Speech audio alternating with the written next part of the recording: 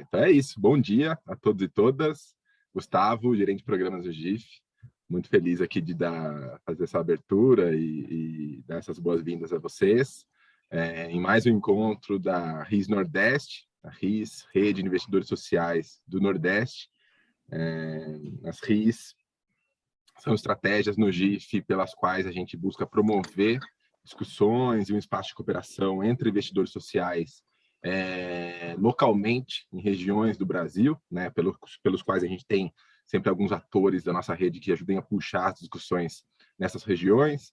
Então, nós temos, por exemplo, dentro da estratégia de RIS, aqui pelo GIF, a RIS Interior Paulista, a RIS Distrito Federal, a RIS Curitiba, a RIS Mato Grosso, que foi a última lançada aí, há 2 meses, e há 2 anos, lançada a RIS Nordeste, esse espaço, então, que busca articular os atores do Nordeste, do investimento social, até potencialmente OSCs locais, para as discussões do campo, sobre filantropia, sobre investimento social, questões inerentes a esse setor, ou também agendas temáticas que possam ser do interesse do grupo por serem discutidas. A gente lançou a rede em Fortaleza, no encontro em novembro de 2019. Logo na sequência, virou o ano, acabamos entrando em pandemia, não conseguimos mais realizar nenhum encontro presencial. Não vemos a hora de poder estar de volta na região, e aí, por ser pensado aí, melhor estado para anfitriar um novo encontro, para a gente realizar, também estar com todos vocês em loco. Acho que a gente sabe bem do benefício do encontro e desfazer essas atividades também presenciais, né? Mas por hora está sendo impossível. Como eu disse, essas estratégias de RIS, e eu mencionei, ilustrei algumas aqui que nós temos na nossa rede, são sempre temos atores da nossa rede que ajudam a puxar e ancorar um pouco as discussões. Aqui na RIS Nordeste não é diferente. A gente tem a Fundação Demócrito Rocha, Fundação Bi Lauro Fiuza, Instituto Bi Lauro Fiuza, Instituto Diágio e a Impacta Mais Nordeste. Essas 4 organizações ajudando a puxar um pouco as discussões localmente, ajudando a articular atores, tentando, junto com o GIF, visualizar o que poderia ser mais aderente para as discussões no Nordeste. Então, a gente sempre faz isso costurando com eles, essas atividades costurando com eles.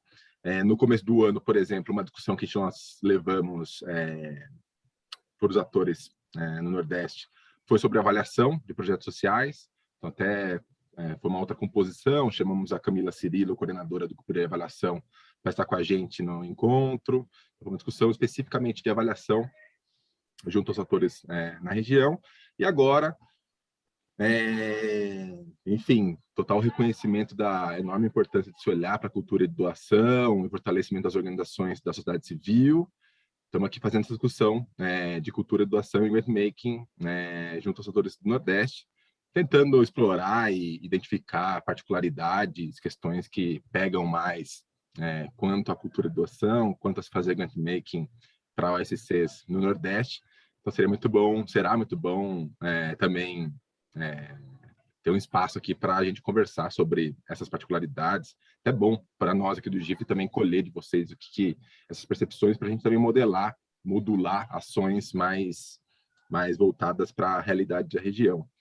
E para isso, para puxar essa conversa aqui, nós vamos ter a Joana Mortari, 2 lideranças aqui da nossa rede, né? A Joana Mortari, pelo Movimento Uma Cultura de Doação, e a Jorge Pessoa, do Instituto Humanize, cada uma das quais eles vão enfocar abordagens, uma mais focada na cultura de doação em si, outra mais para o grant making, para a gente fazer essa discussão com vocês também aí. É isso, para essa abertura. Eu já gostaria de passar para a Aline, assessora de articulação e projetos especiais do GIF, que coordena essa estratégia de RIS no GIF. Aline? Olá, bom dia a todos, todas. Nós estamos aqui no nosso 6º encontro, 3º encontro desse ano. Acho que eu vou passar rapidamente pela agenda do dia. A gente teve esse momento de boas-vindas. Acho que vale, daqui a pouquinho, fazer uma introdução um pouco das duas agendas e como elas estão dentro do GIF.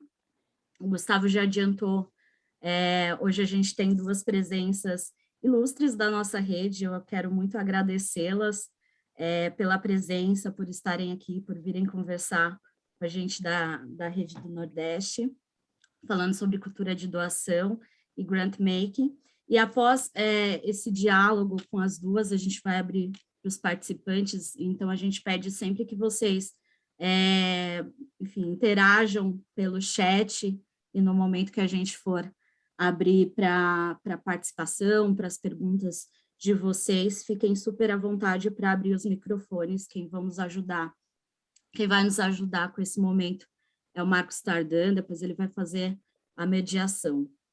Bom, acho que tem alguns combinados, que são aqueles combinados que a gente vem fazendo, enfim, há quase 2 anos, né, nas reuniões por Zoom, que é, enfim, deixar o seu microfone desligado enquanto você não estiver falando.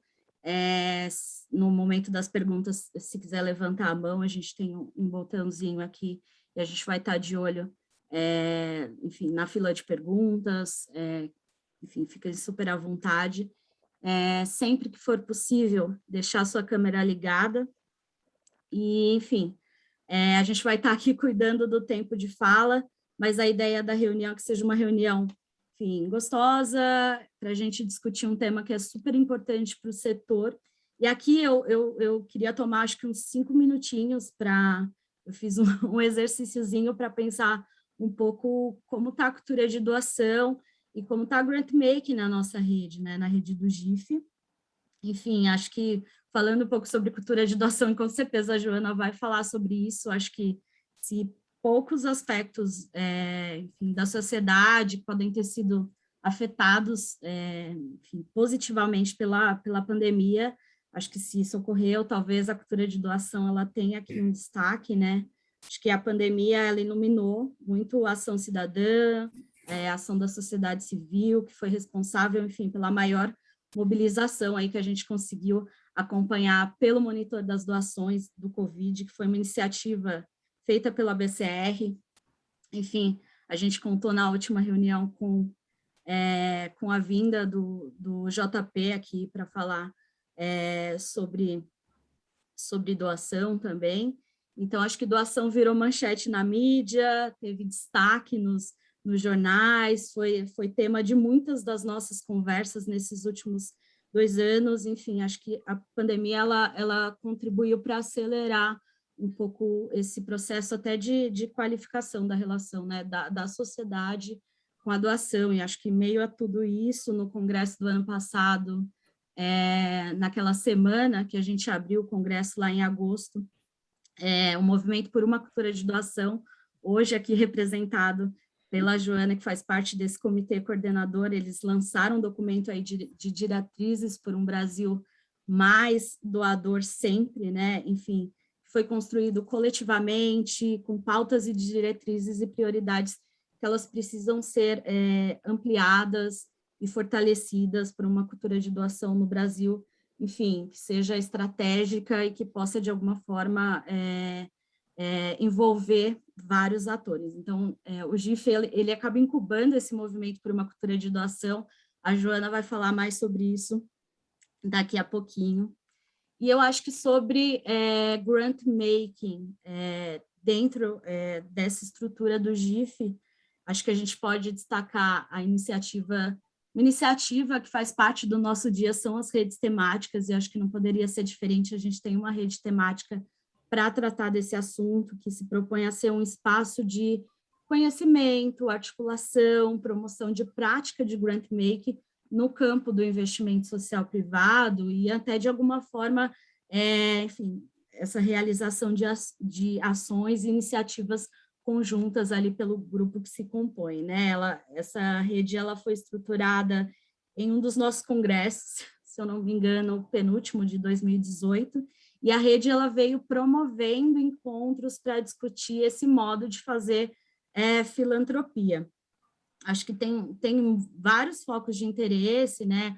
Mas o foco de interesse da rede, enfim, das discussões da rede, está nas formas de instrumentalizar o grant making com qualidade, como estruturar a governança da organização e os processos decisórios, se eles são mais ou menos participativos, relações de confiança com as organizações apoiadas e os parceiros, como soltar a mão das organizações apoiadas na linha de pensar quais são essas estratégias de saída, autonomia para as organizações apoiadas, overhead, prestação de contas, sensibilização do conselho, relação de poder entre grant making, grantees, como horizontalizar essa relação. Então, eu acho que esses foram alguns aspectos e os principais focos de diálogo que permearam os encontros da rede desde 2018.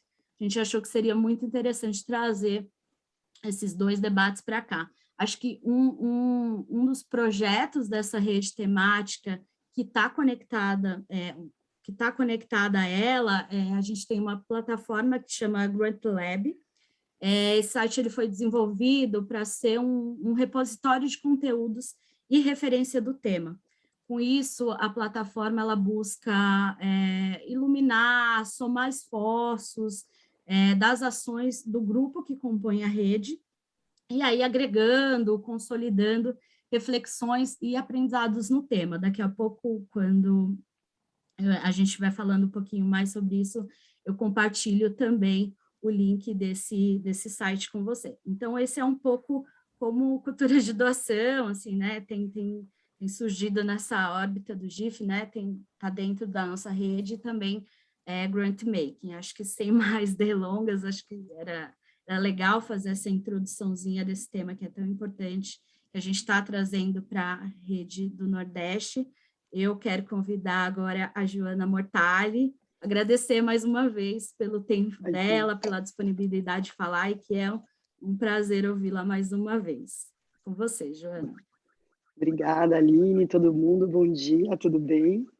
Eu vou aqui dividir um lado mais pessoal para a gente aquecer a conversa. Eu estou aqui na costa do Canadá, num lugar chamado Sunshine Coast, que é piada de canadense, né? Porque comparado com o Nordeste, isso aqui não faz sol nenhum, vamos combinar.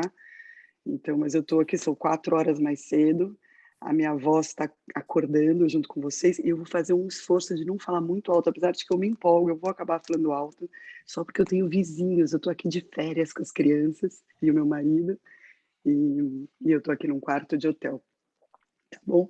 Então, desse lugar muito querido, muito bonito, o sol está nascendo, estou aqui olhando o Oceano Pacífico.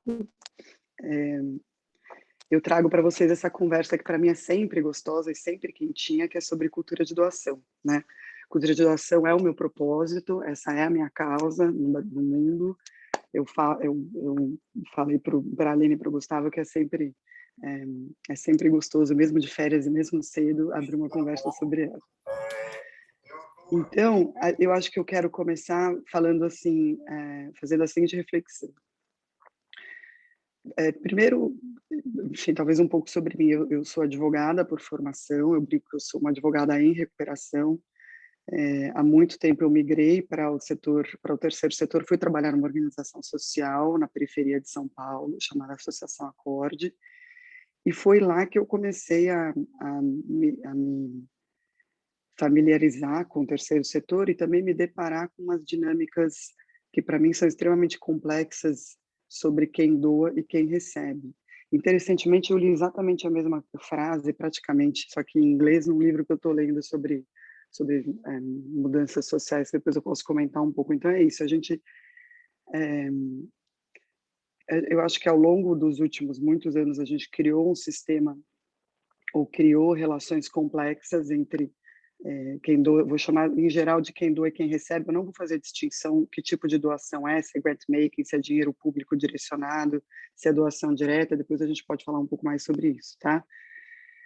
E é isso, assim, o Brasil é um país que tem o que eu chamo de as matérias-primas da doação, é um país que tem riqueza e é um país solidário, né? É um povo solidário, é um povo amoroso, é um povo empático.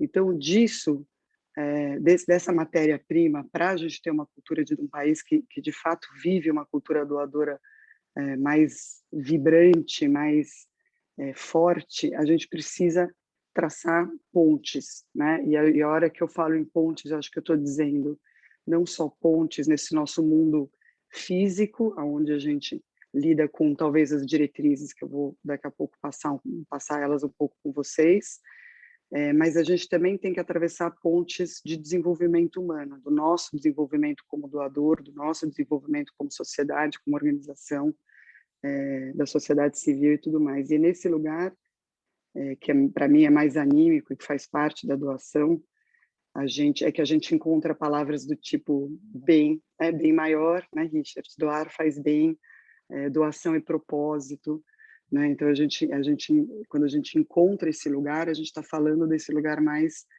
relacionado à alma humana e ao desenvolvimento humano, que está contido nesse contexto da doação.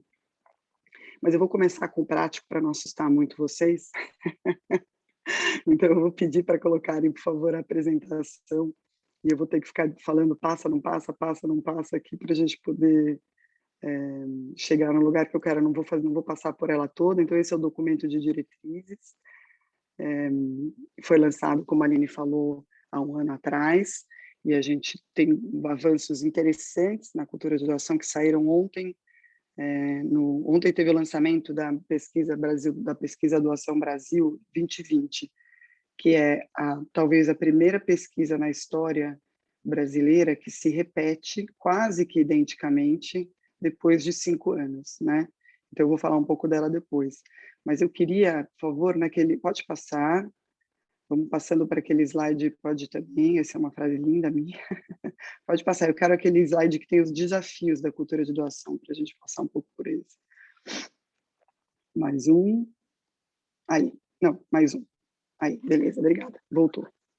Não era aquele lá que tinha os... Acho que é mais um. Aí, passou. Volta um. Aí. Obrigada.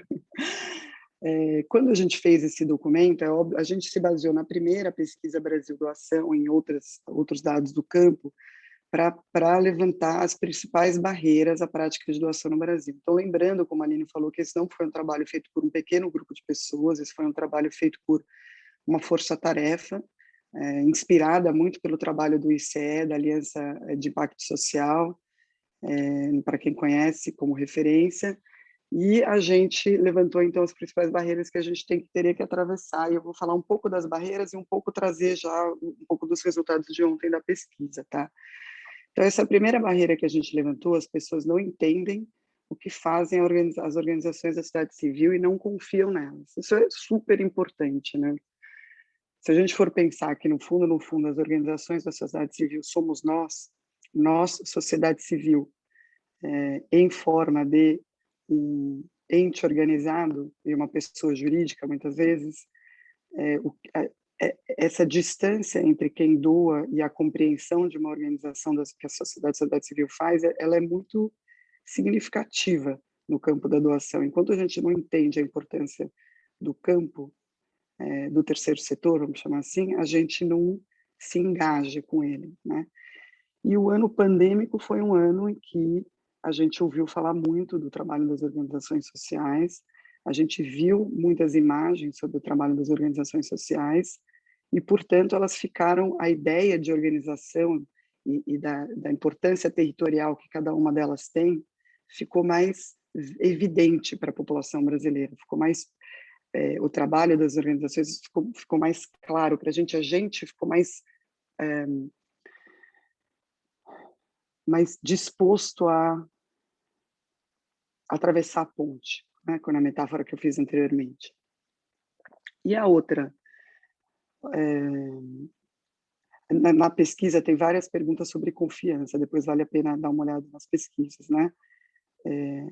A ideia de que a gente não confia nas organizações sociais, essa, sinceramente, dá para falar um evento inteiro desse aqui nosso sobre confiança e a relação entre confiança lato sensu, ou seja, como que o brasileiro confia, independente de ser em organização da sociedade civil, como a gente espera algo diferente das organizações da sociedade civil do que a gente espera de outros setores, público e privado.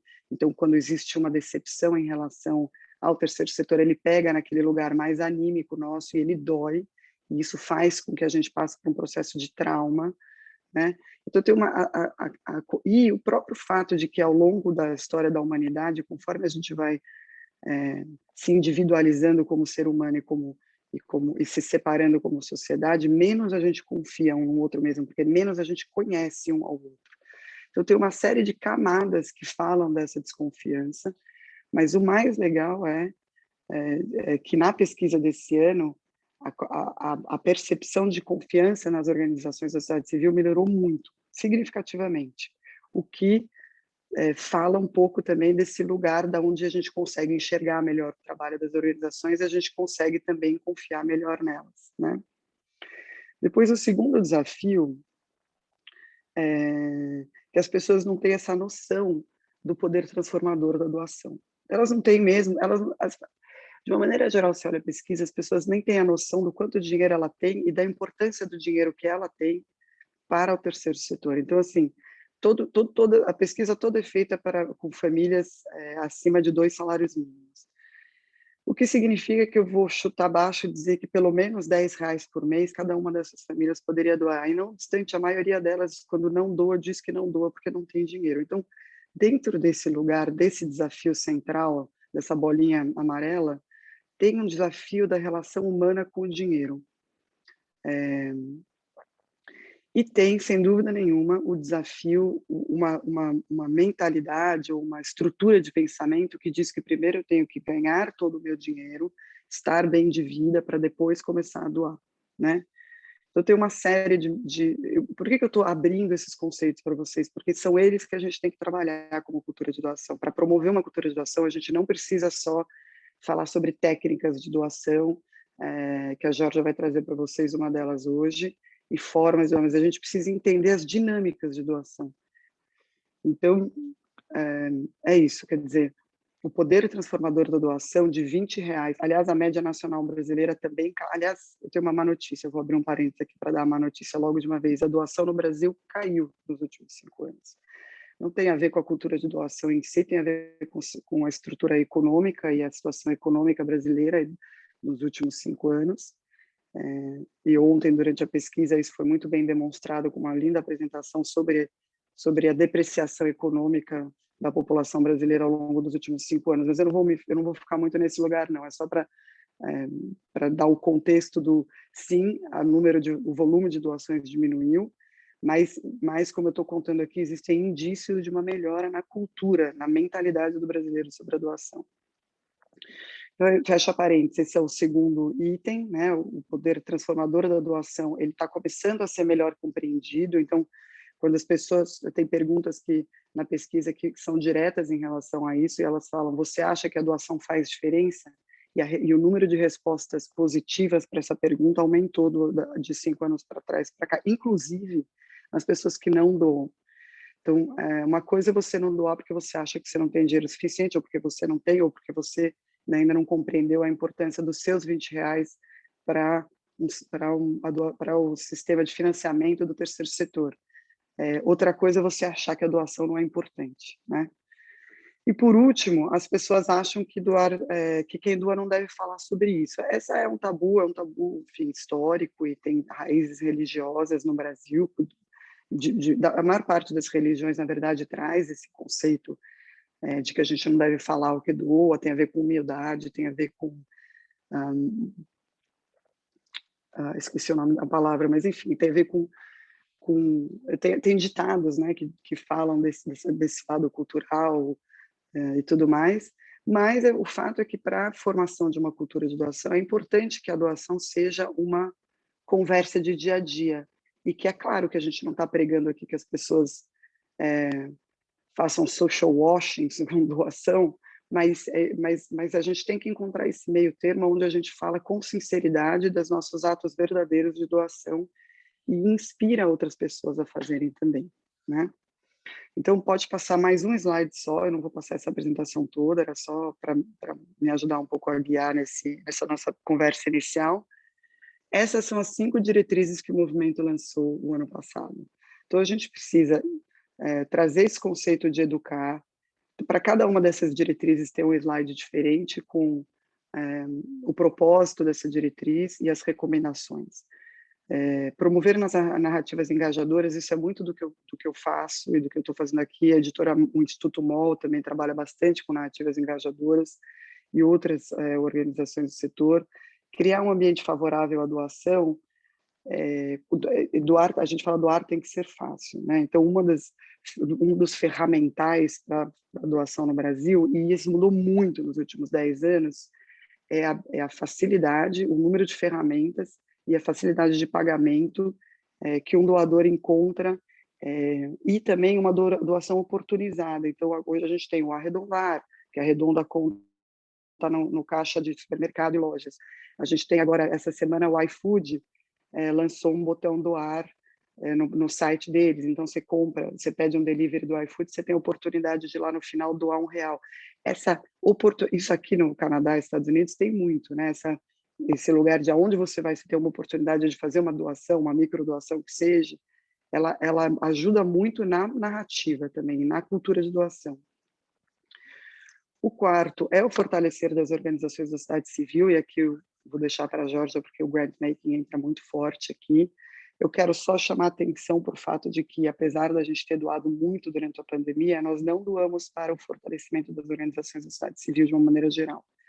Né? A gente doou o que precisou ser doado, que foram doações assistenciais para o momento de necessidade, e uma grande parte dos recursos foram para a estrutura de saúde, junto com o poder público em muitos estados, etc.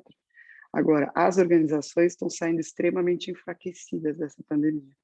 E é aí que a gente vai ter que focar ao longo dos próximos anos, se a gente quer continuar tendo atuação social na periferia e nas pontas, né? Porque é isso. Estamos num momento de olhar, como eu falo, de cuidar de quem cuida.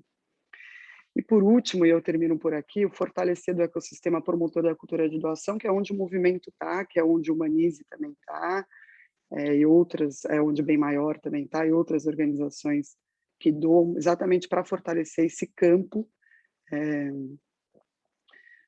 É isso, o campo da cultura. Quanto mais a gente tiver estruturado como campo, com todas as outras coisas, né? Eu diria que esse número 5 engloba todas as outras também. Maior será o nosso potencial transformador nos 4 cantos do Brasil. Pode tirar essa apresentação para eu voltar a ver vocês e falar É muito difícil essa história de apresentar. Eu fico olhando a apresentação, não vejo vocês, não sei como vocês estão reagindo. Vocês estão bored. Mas eu espero que tenha sido um bom começo de conversa. Eu sei que eu trouxe vários conceitos que a gente pode aprofundar nas perguntas.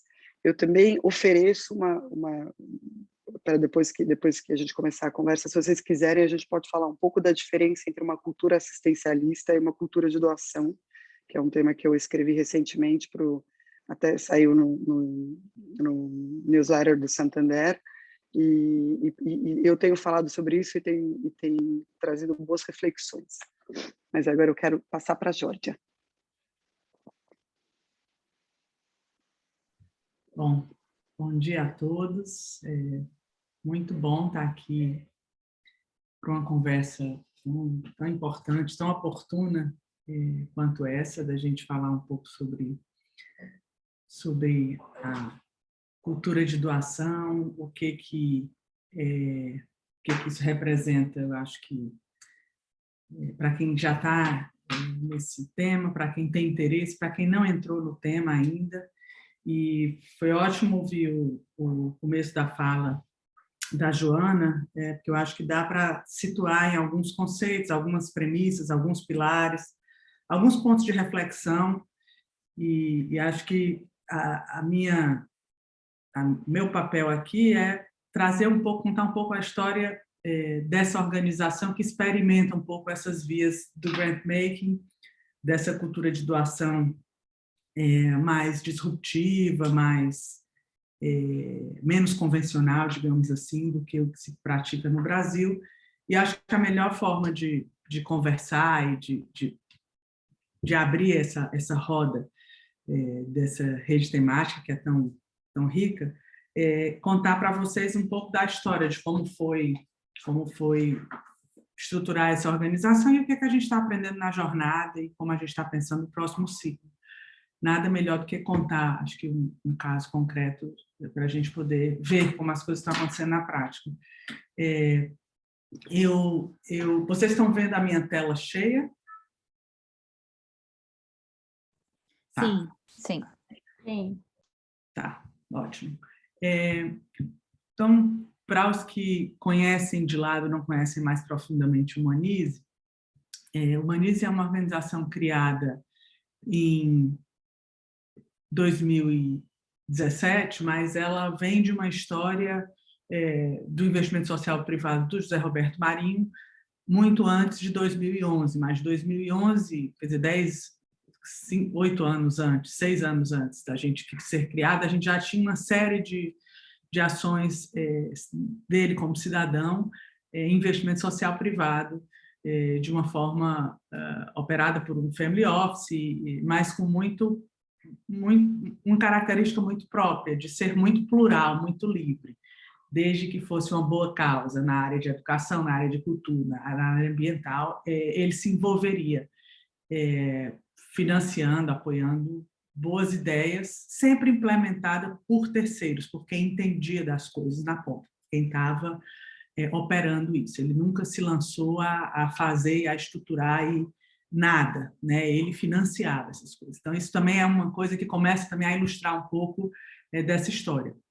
Aqui, nesse slide, tem alguns marcos de coisas que se envolveu, mas é em 2017 que ele resolve, quero montar uma organização, quero desenhar uma estratégia, quero olhar para o que eu já fiz, para me guiar, até do que dá para fazer, mas quero foco, quero uma equipe especializada, quero medir impacto, quero poder fazer com outros filantropos isso que eu estou fazendo, que sozinho eu não vou resolver o problema que eu pretendo resolver, né, dessas áreas, desses temas que tocam o meu coração, desse Brasil melhor que a gente está olhando. Então, em 2017, a gente nasce, estrutura uma organização com essa estratégia, visão do que se quer chegar, escolha dos temas, porque, como eu falei, ele era um filantropo que operava muito livre. Boas ideias, tocava o coração, ele entendia o racional, ele financiava. E ele viu que ele estava em muita coisa, o que era muito interessante, porque a gente conhece poucos filantropos no Brasil que têm essa disposição, esse apetite de estar tão livre numa coisa muito menos intencional e mais oportunística, e essa era uma característica dele. Ele não queria perder isso, mas ele queria poder medir impacto, poder entender o que ele estava fazendo, e essa era a reflexão do começo do Humanize. O que a gente faz? Qual é a resposta dessa pergunta difícil, né? Como é que eu não perco esse lugar, que não tem, né, tem poucos fazendo isso? O Brasil precisa de mais filantropos livres, assim, mais oportunísticos, mas como é que eu tenho um pouco de intenção para poder chamar outros para esse lugar que eu quero estar? Então, esse foi o nosso dilema inicial, que pautou todo o desenho de uma estratégia. E que, para isso, eu vou contar um pouco de como a gente começou a trabalhar. Então, é uma instituição do terceiro setor, doadora, ela trabalha muito com articulação e fortalecimento da filantropia nacional, apoiando e se envolvendo sempre com organizações e pessoas de referência, olhando para o desenvolvimento sustentável do Brasil.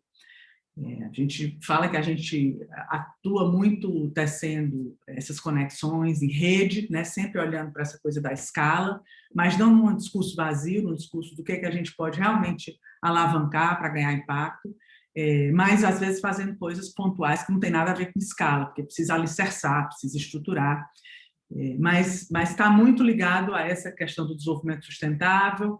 A gente olha muito para negócios de impacto socioambiental como virada de jogo, porque tem que ter renda, tem que cuidar dos recursos naturais, mas tem que ter din-din no bolso.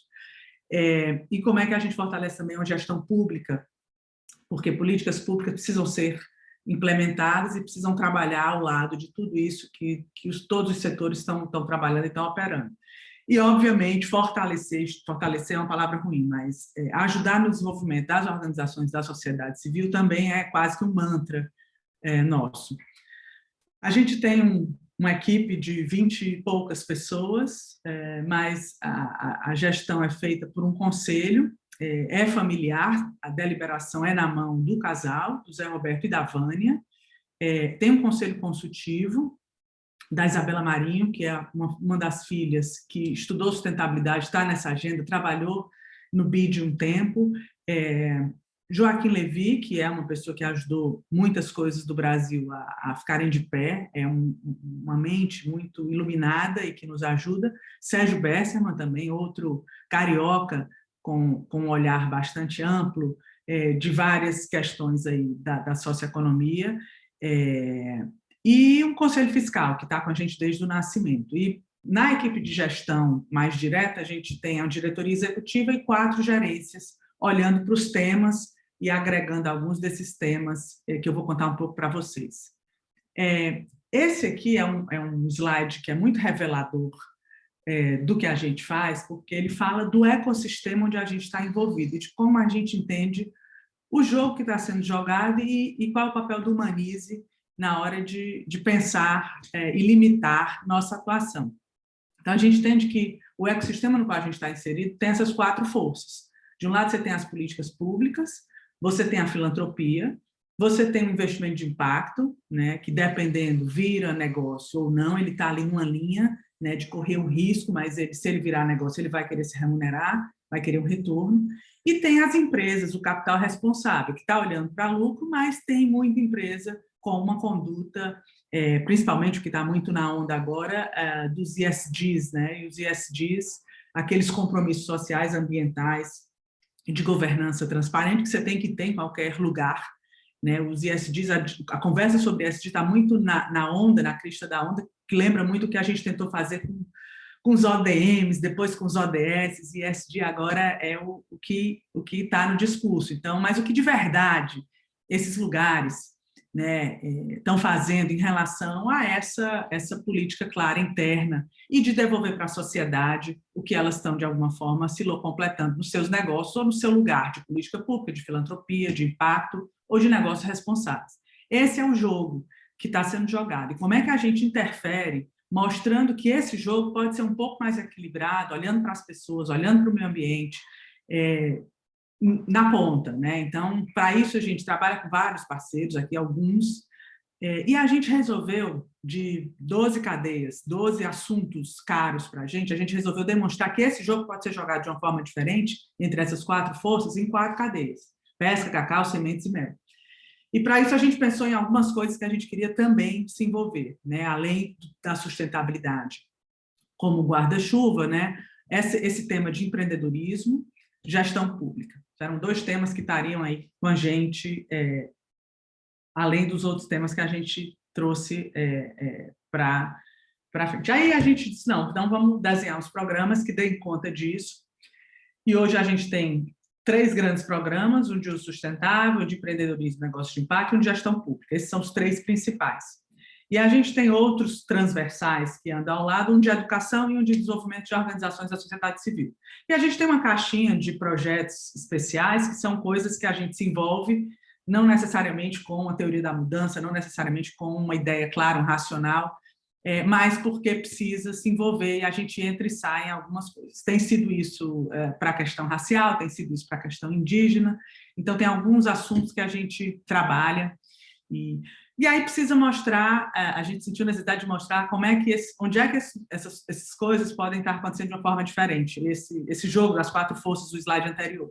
Então, a gente elegeu territórios ou biomas, às vezes é território, às vezes é bioma, mistura as coisas, mas a gente está nesses 3 biomas, Amazônia, Mata Atlântica e Cerrado, e dentro disso a gente faz essa articulação com as políticas públicas, com as empresas e com as filantropias que estão financiando ao nosso lado e negócio de impacto que está experimentando outras coisas. Aqui um pouco a forma de atuação da gente. Então, aqui a gente tem um pouco dos 3 programas e aqui acho que merece um pouco do recheio do que está em cada programa, mas merece atenção. Aí, ouvindo o que a Joana falou, me chamou a atenção os dados, né, essa pesquisa, ela é bastante reveladora do Brasil, né? Acho que sobre as barreiras aí, eu acho que é bem verdade que falta compreensão do papel da organização, de quem doa, do que as ONGs estão fazendo lá na ponta, mas, por outro lado, foi impressionante esse dado que a BCR trouxe também, de que a percepção do brasileiro na pandemia melhorou enquanto o papel das ONGs. Então, tem uma contradição aí, nas próprias informações que a gente está buscando até para entender e fazer melhor, o brasileiro desconfiava do trabalho das ONGs, não entendia, enfim, acho que tem uma coisa das ONGs explicarem mal o que fazem, né, dos ativistas aos que trabalham com assistência técnica, mas tem uma questão também que o brasileiro, no momento ardido de pandemia, né, a gente evolui para uma fase aguda, mas a gente estava numa fase ardida, as ONGs foram buscadas, né, o cidadão comum, as empresas tiveram que fazer apostas, porque não tinha como resolver essa questão de uma realidade pandêmica que a gente nunca viveu na nossa história, e as apostas foram feitas em algumas ONGs, e a percepção do brasileiro também mudou positivamente em relação à entrega dessas ONGs. Então, eu até fui atrás dessa informação, porque eu fiquei curiosa. Então, eu acho que tem aí uma informação interessante para a gente trabalhar e refletir. A outra coisa, eu acho que tem a ver com as causas, né? Eu acho que você falou aí, Joana, eu acho que bate também nesse lugar, né? O doador, o potencial, o efetivo brasileiro, a pessoa física, a pessoa jurídica, quem doa, ele realmente subestima esse poder de transformar, ele desconhece, ele inclusive não sabe nem do tamanho dele, às vezes ele é um mega doador e ele nem sabe o que ele está fazendo, qual é o impacto dele no lugar que ele está, qual é o impacto dele no Brasil. Então, eu acho que lugares como GIF, IDES, ETOS e tantos outros, né? Eu passei um tempo da minha vida nos Estados Unidos, a gente tinha muito nos Estados Unidos um trabalho com a WINDS, que era uma rede como o GIF, que dava muito respaldo e fazia a gente aprender e refletir coletivamente, as fundações americanas, sobre o que estavam fazendo e o que podiam fazer melhor, né? Então, eu acho que essas conversas aqui botam, inclusive, a gente para pensar na hora de conversar com todo mundo e abrir a cabeça. Acho que a coisa da culpa, o terceiro ponto das barreiras, também me chamou a atenção, mas tem uma coisa de culpa mesmo, dou, mas eu não falo que dou e tal. Então, eu acho que a gente vê tudo isso, mas isso tudo para colocar, fazer uma ligação com o que a Joana falou, com as frentes emergenciais, para a gente pensar, mas eu fiquei muito surpresa, porque uma filantropia que já doava, né, pessoa física, pessoa jurídica no Brasil, se juntou, né, a gente se envolveu aí com quase 20 frentes emergenciais, criando plataformas de crowdfunding, usando plataformas de crowdfunding que já existiam, porque não dava tempo criar outras, né? Então, ajudando com empréstimo a juros zero, nanoempreendedores de periferia, que no primeiro mês, se não tiver o recurso, ele quebra, manicure, cabeleireiro. Então, a gente fez coisas assim, muita gente se juntou sozinho, muita gente batendo na porta das fundações e institutos. Então, eu acho que teve uma coisa interessante, um laboratório vivo de outras possibilidades que a gente precisou fazer num momento que a política pública, que o Estado não tinha a menor condição de dar conta. Então, a gente se envolveu de coisas de cesta básica até respirador, passando pelos nossos programas e pelas nossas causas. Então, esse aqui também é um ponto interessante desse último ano e meio, 2 anos agora, que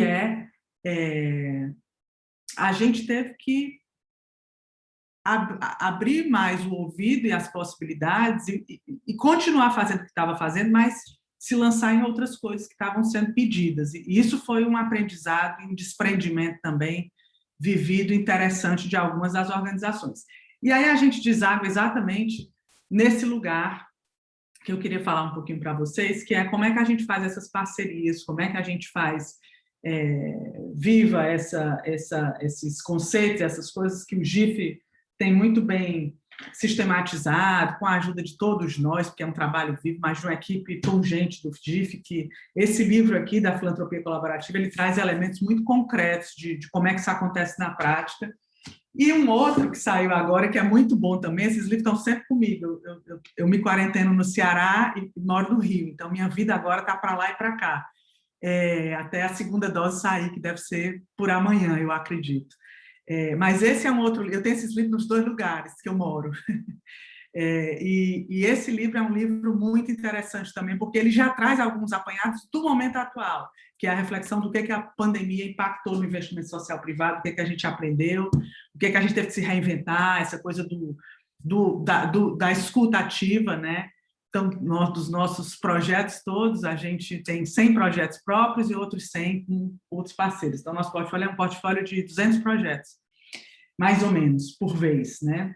E por vez que eu digo nos ciclos ativos, né? E esse livro, ele traz um pouco dessas reflexões. A gente teve que ouvir todo mundo que a gente apoiava para falar, olha, a gente combinou uma coisa, mas o mundo mudou.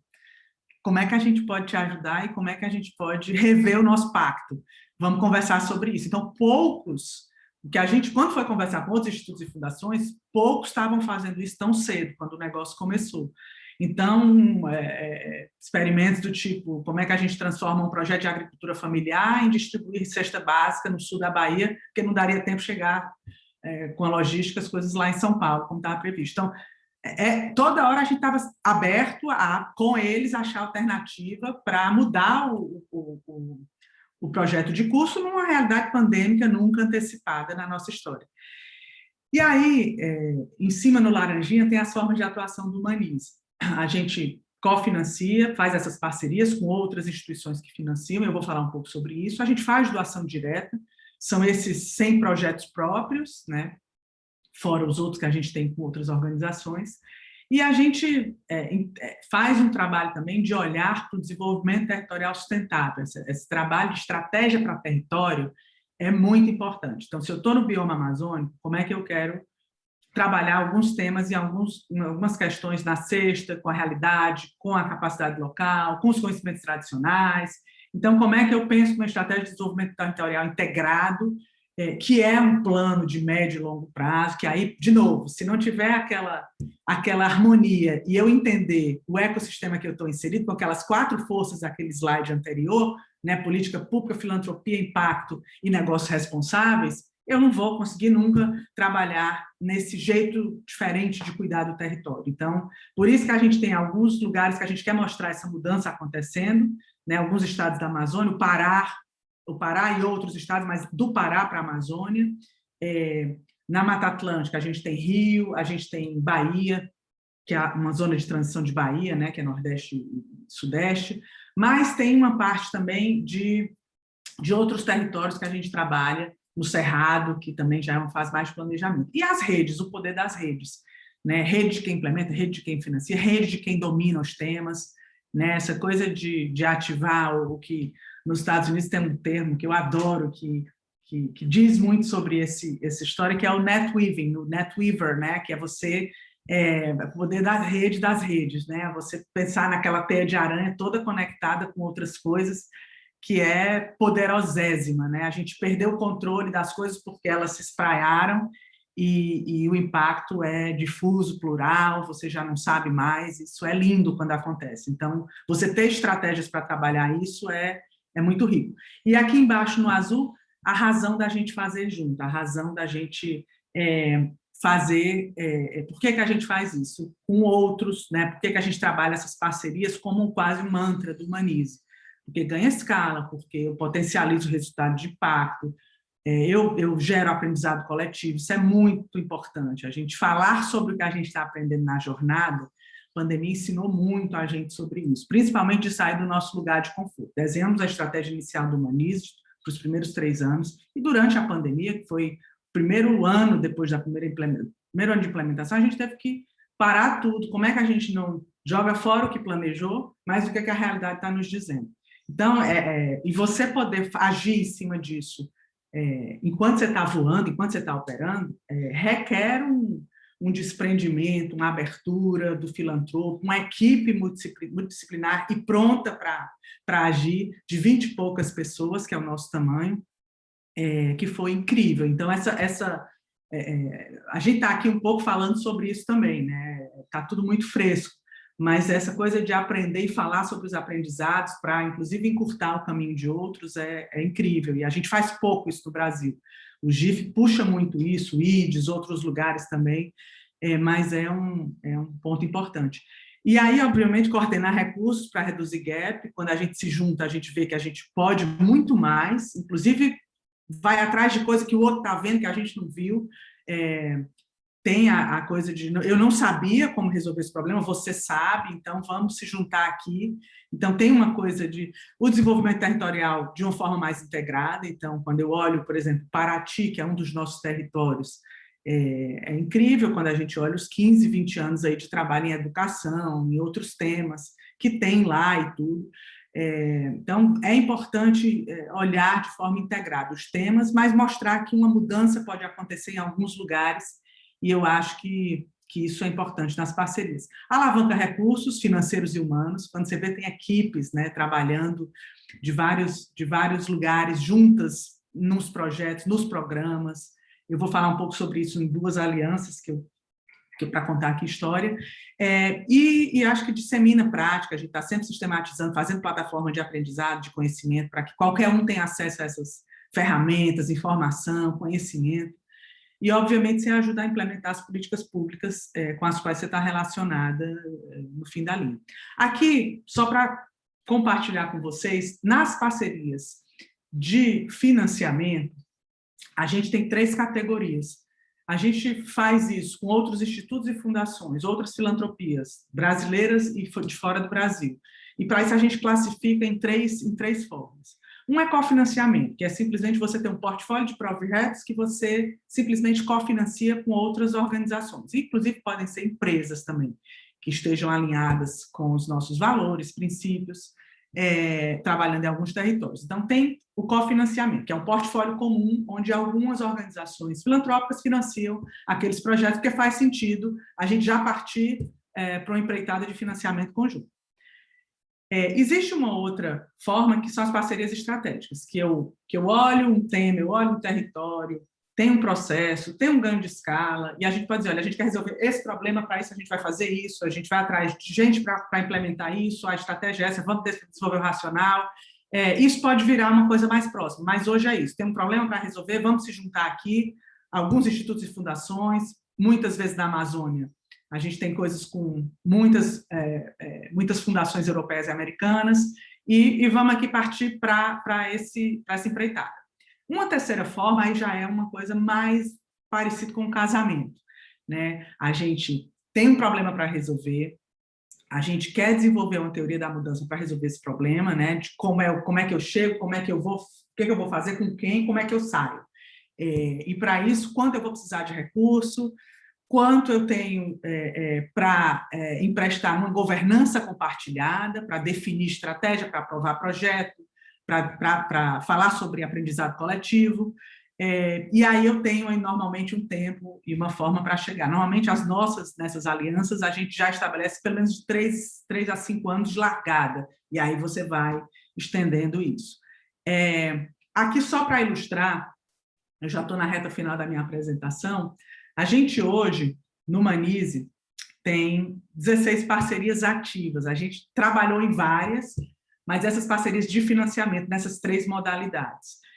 A primeira delas, que foi a que nasceu quase junto com o Humanize, é a mais longeva nossa, que nos ensina muito, e está nesses livros aqui como case, desses 2 aqui, é a parceria do Vamos. É uma parceria para trabalhar gente no tema de gestão pública. Então, o que aconteceu? Quando o Humanize estava sendo desenhado, lá atrás, 2016, começo de 2017, a gente teve, junto com outras fundações e institutos do Brasil e fora do Brasil, conversando sobre as questões todas para definir foco. E uma das coisas, quando a gente nasce, conversando com a Fundação Lehman, foi, queríamos trabalhar com pessoas, com gente, na gestão pública, né? Como é que a gente pode pensar em alguma coisa mais robusta, trazendo o que cada um oferece aqui nessa história. Então, começa Fundação Lehman e Humanize a desenhar uma estratégia, um racional, uma governança, um tempo, e em 6 meses outros quiseram se juntar a essa empreitada. E a gente escolheu, não, quem a gente quer perto, quem é que tem a ver, porque tem isso também, nessas alianças, onde você vai ter uma governança própria, para você trabalhar bem, você tem que escolher quem você quer estar perto, né? Não é uma coisa que você abre com muita facilidade. E aí a gente trouxe a Fundação Brava, e o Instituto República, que estava nascendo assim como Humanize para trabalhar com esse tema. Então, as 4 organizações se juntaram, assignaram recursos, assignaram equipes, tem uma equipe técnica que toda semana trabalha, tem uma equipe de governança das lideranças que de 3 em 3 meses toma decisões estratégicas sobre o projeto, e uma vez por ano a gente se tranca 2, 3 dias em algum lugar para falar dos aprendizados e pensar o ano seguinte, e os anos seguintes, na realidade. E essa tem nos ensinado muito.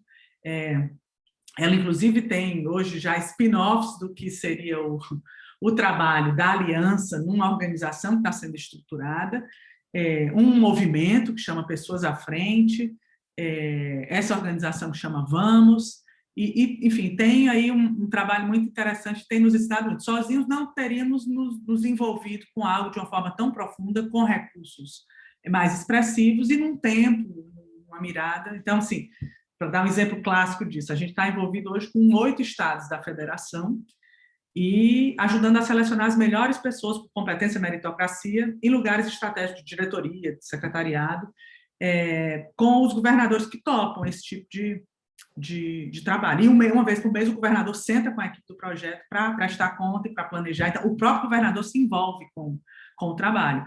E a gente nem imaginava que viria uma pandemia e que isso ajudaria tanto num momento onde os estados estão precisando fazer um bocado de coisa sozinho, e a gente tem essa relação direta. Esse é só um exemplo de seleção de pessoas nos estados, mas tem outras coisas que essa aliança faz. Então, assim, eu podia falar horas sobre as outras, né? E eu acho que tem mais outras aqui interessantes, por exemplo, no cacau, né? O cacau é uma das nossas cadeias. O cacau do Brasil é produzido no Pará e na Bahia. São arranjos produtivos completamente diferentes, né? Na Bahia, um chocolate, um cacau mais premium, um cacau mais... o manejo é muito específico, é uma coisa... E ele tem um público, um target ali e tal, e a gente tem um trabalho como organização que reúne o cacau junto com a cesta de produtos da biodiversidade na Bahia e trabalha essa distribuição, trabalha com assistência técnica, fomentar empreendedorismo, trabalha no modelo de negócio dessas pequenas produções, com os médios, que trabalham junto com o pequeno. Então, tem um trabalho na Bahia. No Pará já é um outro desenho. No Pará já é um chocolate mais, digamos assim, não tão premium, um chocolate, mas que conseguiu, depois de um tempo, porque um grupo de 13 organizações está junto lá no Pará, colocar um excelente chocolate de qualidade da Lacta, parceria com a Mondelez, envolvendo a agricultura familiar, envolvendo o pequeno produtor, envolvendo beneficiamento, processamento, distribuição, com a TNC, que é o parceiro técnico que faz o trabalho junto com a gente. Então, 4, 5 anos a gente trabalhando nisso. Isso, 2 anos atrás, chega, 1 ano e meio, porque foi antes da pandemia, um chocolate que custa R$7, que tem uma bela história por trás, está na prateleira dos supermercados, porque finalmente se conseguiu break-even para o chocolate chegar com esse preço, um chocolate que tem uma variação, vocês já devem ter visto no supermercado, que ele tem do ao leite ao amargo, com menta, com vários sabores, e o puro também, mas que não deixa nenhum chocolate de primeira linha suíço para trás. O chocolate é muito bom, é um chocolate maravilhoso, com um preço incrível, mas que demorou. E se não tem, de novo, ao ecossistema, se não tem um trabalho para uma política específica no Pará sobre o cacau, se não tem a filantropia bancando até chegar no break-even com a Mondelez, com a empresa que disse, agora eu consigo produzir a quantidade de toneladas para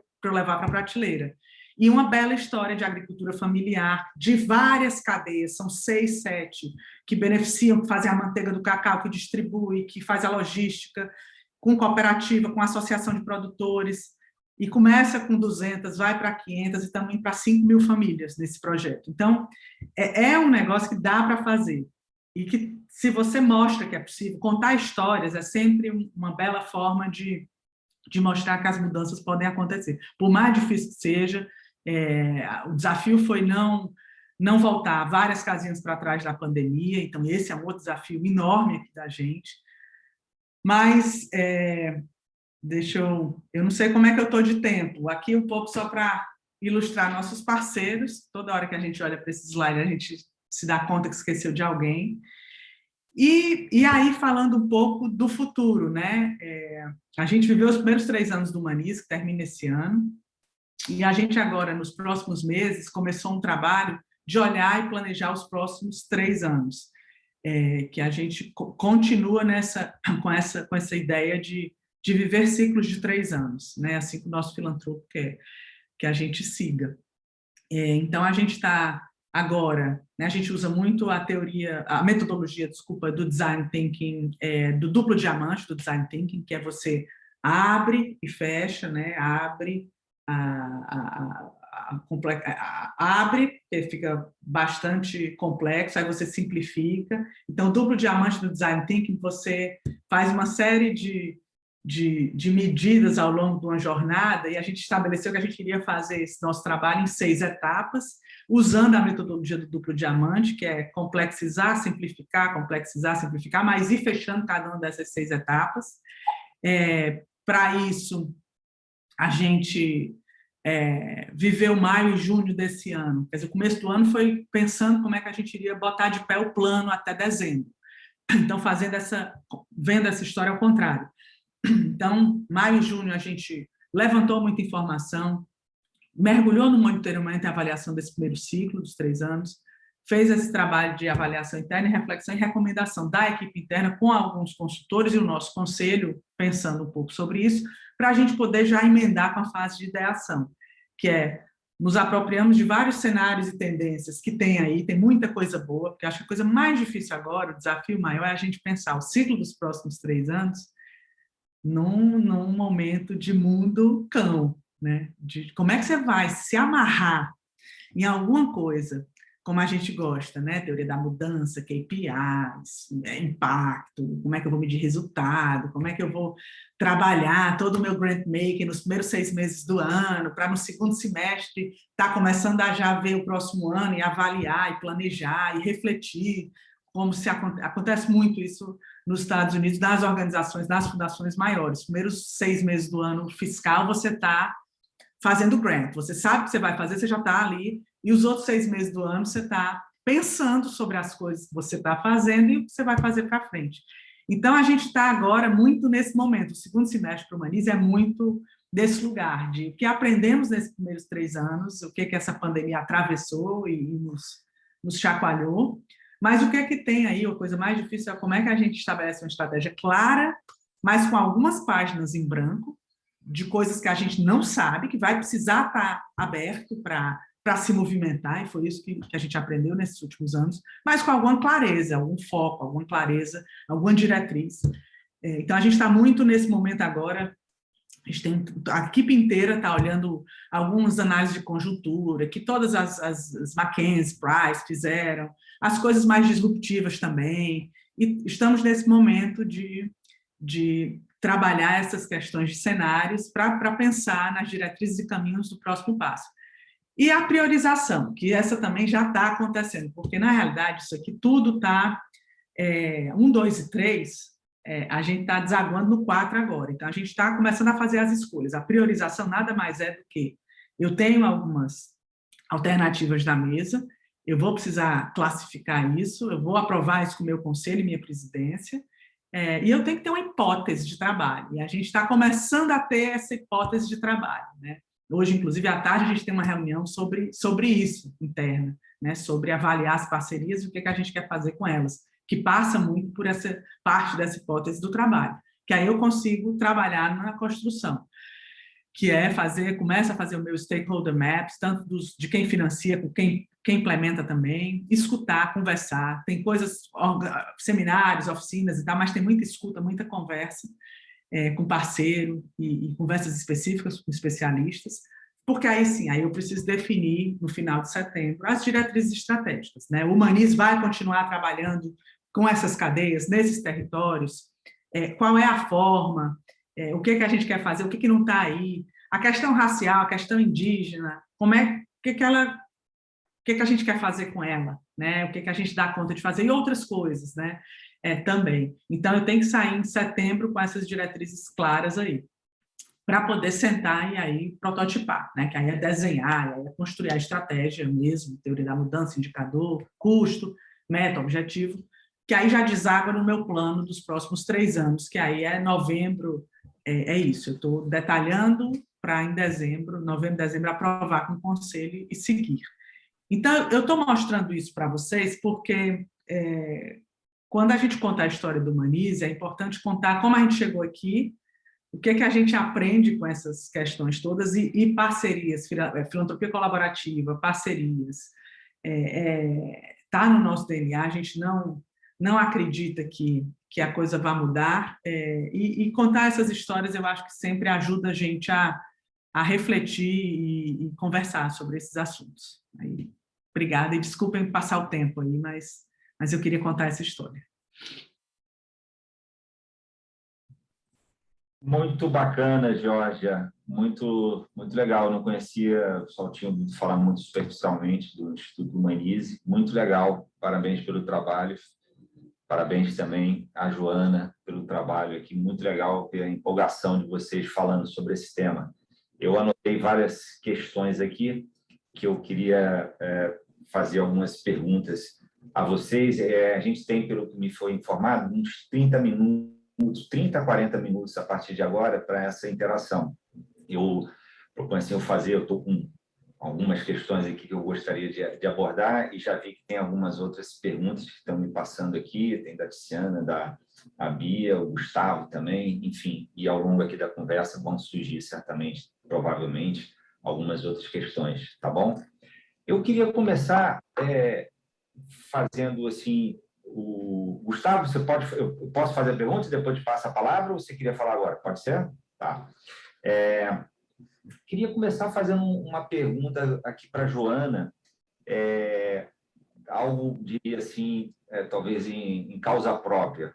Explico. É o seguinte, eu sou gerente geral da Fundação Demócrito Rocha, aqui de Fortaleza, e eu divido meu tempo, minha formação de jornalista, e eu continuo trabalhando como jornalista. Então, meu tempo é dividido entre a Fundação Demócrito Rocha e um trabalho como jornalista na rádio, o Povo CBN aqui de Fortaleza, onde eu apresento um programa todos os dias à tarde. Inclusive, algumas pessoas aqui presentes já participaram do programa, eu já convidei a participar. Algumas outras eu tenho tentado chamar, qualquer hora dessa eu vou reforçar o convite, como, por exemplo, a Tiziana. Mas por que eu estou falando isso, Joana? Você falou e aí eu vou entrar agora no porquê do causa própria. Você falou de narrativas engajadoras. Eu me despertou muita curiosidade de entender um pouquinho melhor o que são essas narrativas engajadoras.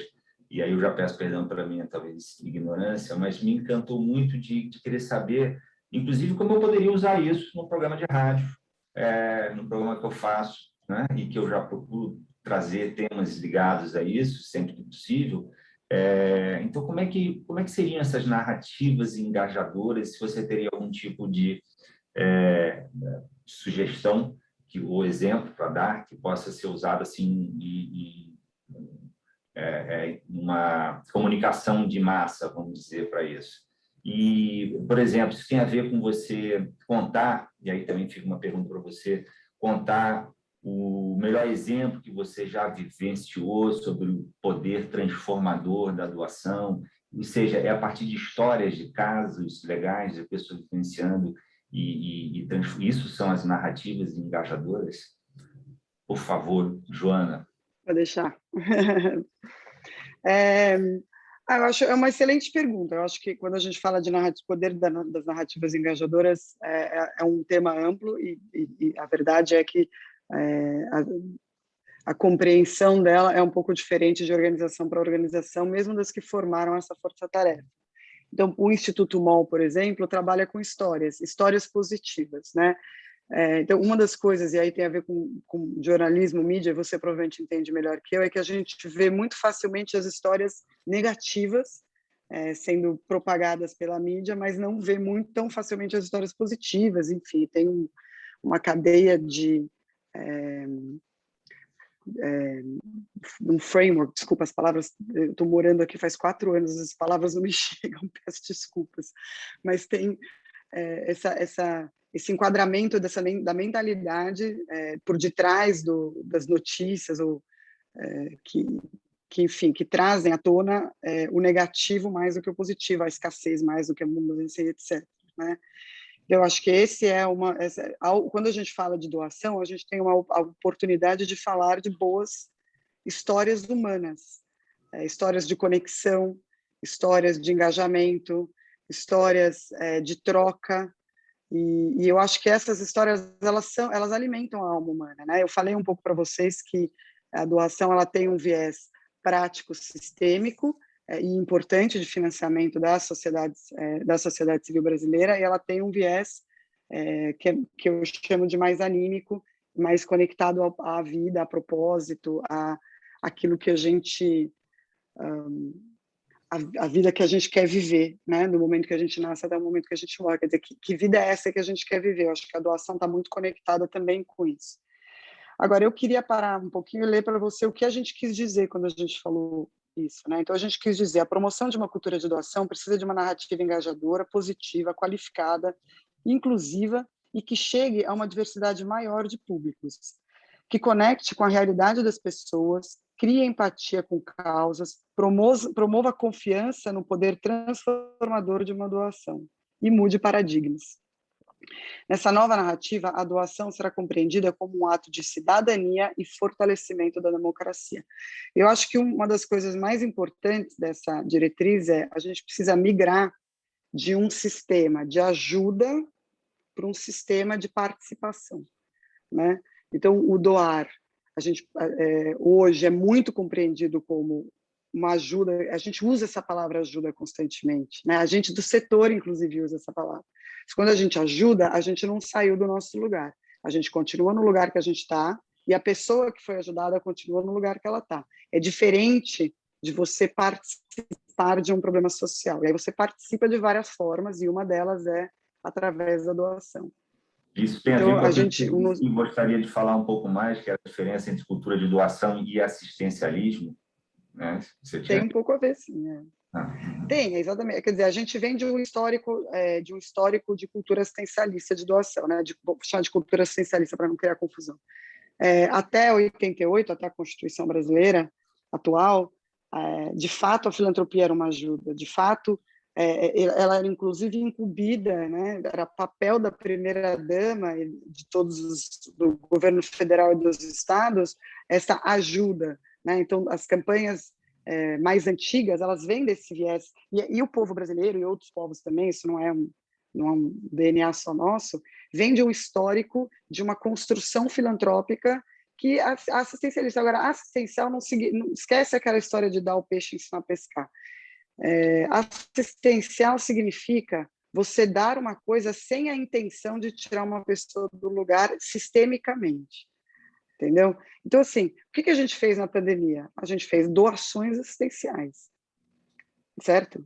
Elas foram absolutamente necessárias. A gente não pode transicionar de um histórico assistencial para um histórico estratégico ou para um lugar estratégico, porque esse é um caminho de longo prazo.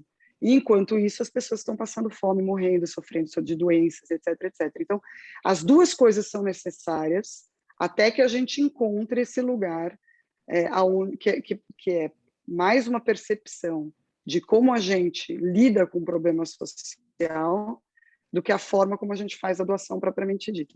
Então, de forma alguma, eu estou aqui no GIF condenando a filantropia estratégica. Pelo contrário, o que eu estou dizendo a gente não pode chamar toda doação assistencial de cultura assistencialista, mas a gente precisa entender que ela existe na nossa raiz e que a gente, aos poucos, precisa transicionar desse lugar do eu estou ajudando para o lugar do eu sou parte deste problema social, eu sou parte desse país e eu vou, da maneira como eu posso, participar dele. Ok, muito legal. Deixa eu fazer queria fazer agora uma pergunta aqui para Geórgia, e em seguida eu vou passar a palavra aqui, temos já uma relação de pessoas para falar, mas Geórgia, deixa eu te perguntar o seguinte: você falou de uma cultura de doação disruptiva, né? E e a Joana tinha falado também antes dessa... diminuiu, né? Que a doação no Brasil teria diminuído, não é isso, Joana? Pelos dados, em números absolutos, a cultura de doação pode não ter reduzido, ao contrário, a cultura pode ter aumentado, no entanto, os valores efetivamente de doação sinalizam aí uma redução. Aí te pergunto, Georgia, a onda do ESG, né, que você também mencionou, ela não afetou, de alguma maneira, positivamente essa cultura de doação? Você acha que o ESG não tem nada a ver com, não afetou positivamente a cultura de doação e o capital responsável e o investimento de impacto, que você também mencionou, eles substituem de alguma maneira a cultura de doação? Olha, eu acho que tem uma coisa que eu percebi na pandemia, olhando os dados e vivendo de dentro, quem estava doando sentiu a necessidade de se organizar melhor, porque as demandas começaram a explodir de todo lugar, muita gente batendo na porta, foi o nosso caso. E como a gente tinha que fazer coisas além do que a gente já estava fazendo na nossa estratégia, que eu brinco, da cesta básica ao respirador, a gente se juntou com outras 20 organizações, outras 50, 60 pessoas que estavam precisando estender a mão e que podiam fazer isso para complementar o que os governos não tinham condição de fazer. E essa dificuldade de liderança e de diretriz nacional que a gente vive até hoje. Então, eu acho que tem uma característica que é quem estava no jogo, já financiando, já doando, sentiu necessidade, pela pressão do momento, de se organizar melhor, de ser criativo, de se juntar.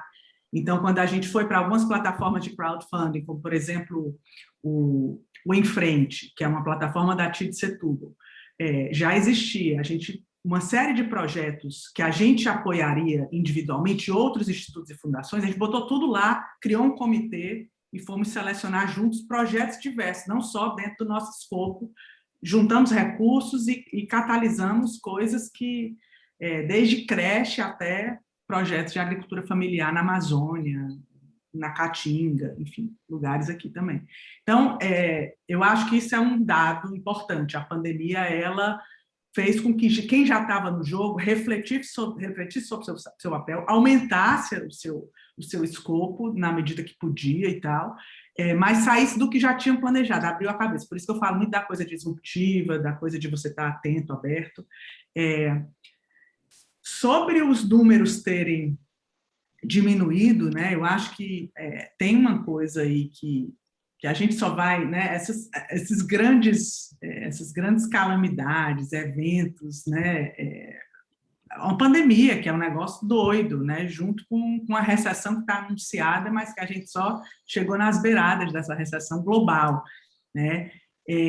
Então, eu acho que a gente ainda vai sofrer os impactos disso e, obviamente, se a economia está pressionada, a filantropia vai sofrer, porque já está sofrendo, porque está todo mundo tendo que repensar os seus negócios e as filantropias familiares, as filantropias corporativas, que estão muito ligadas a um EBIT, a uma sobra de lucro que vem desses lugares, está sendo impactada, né?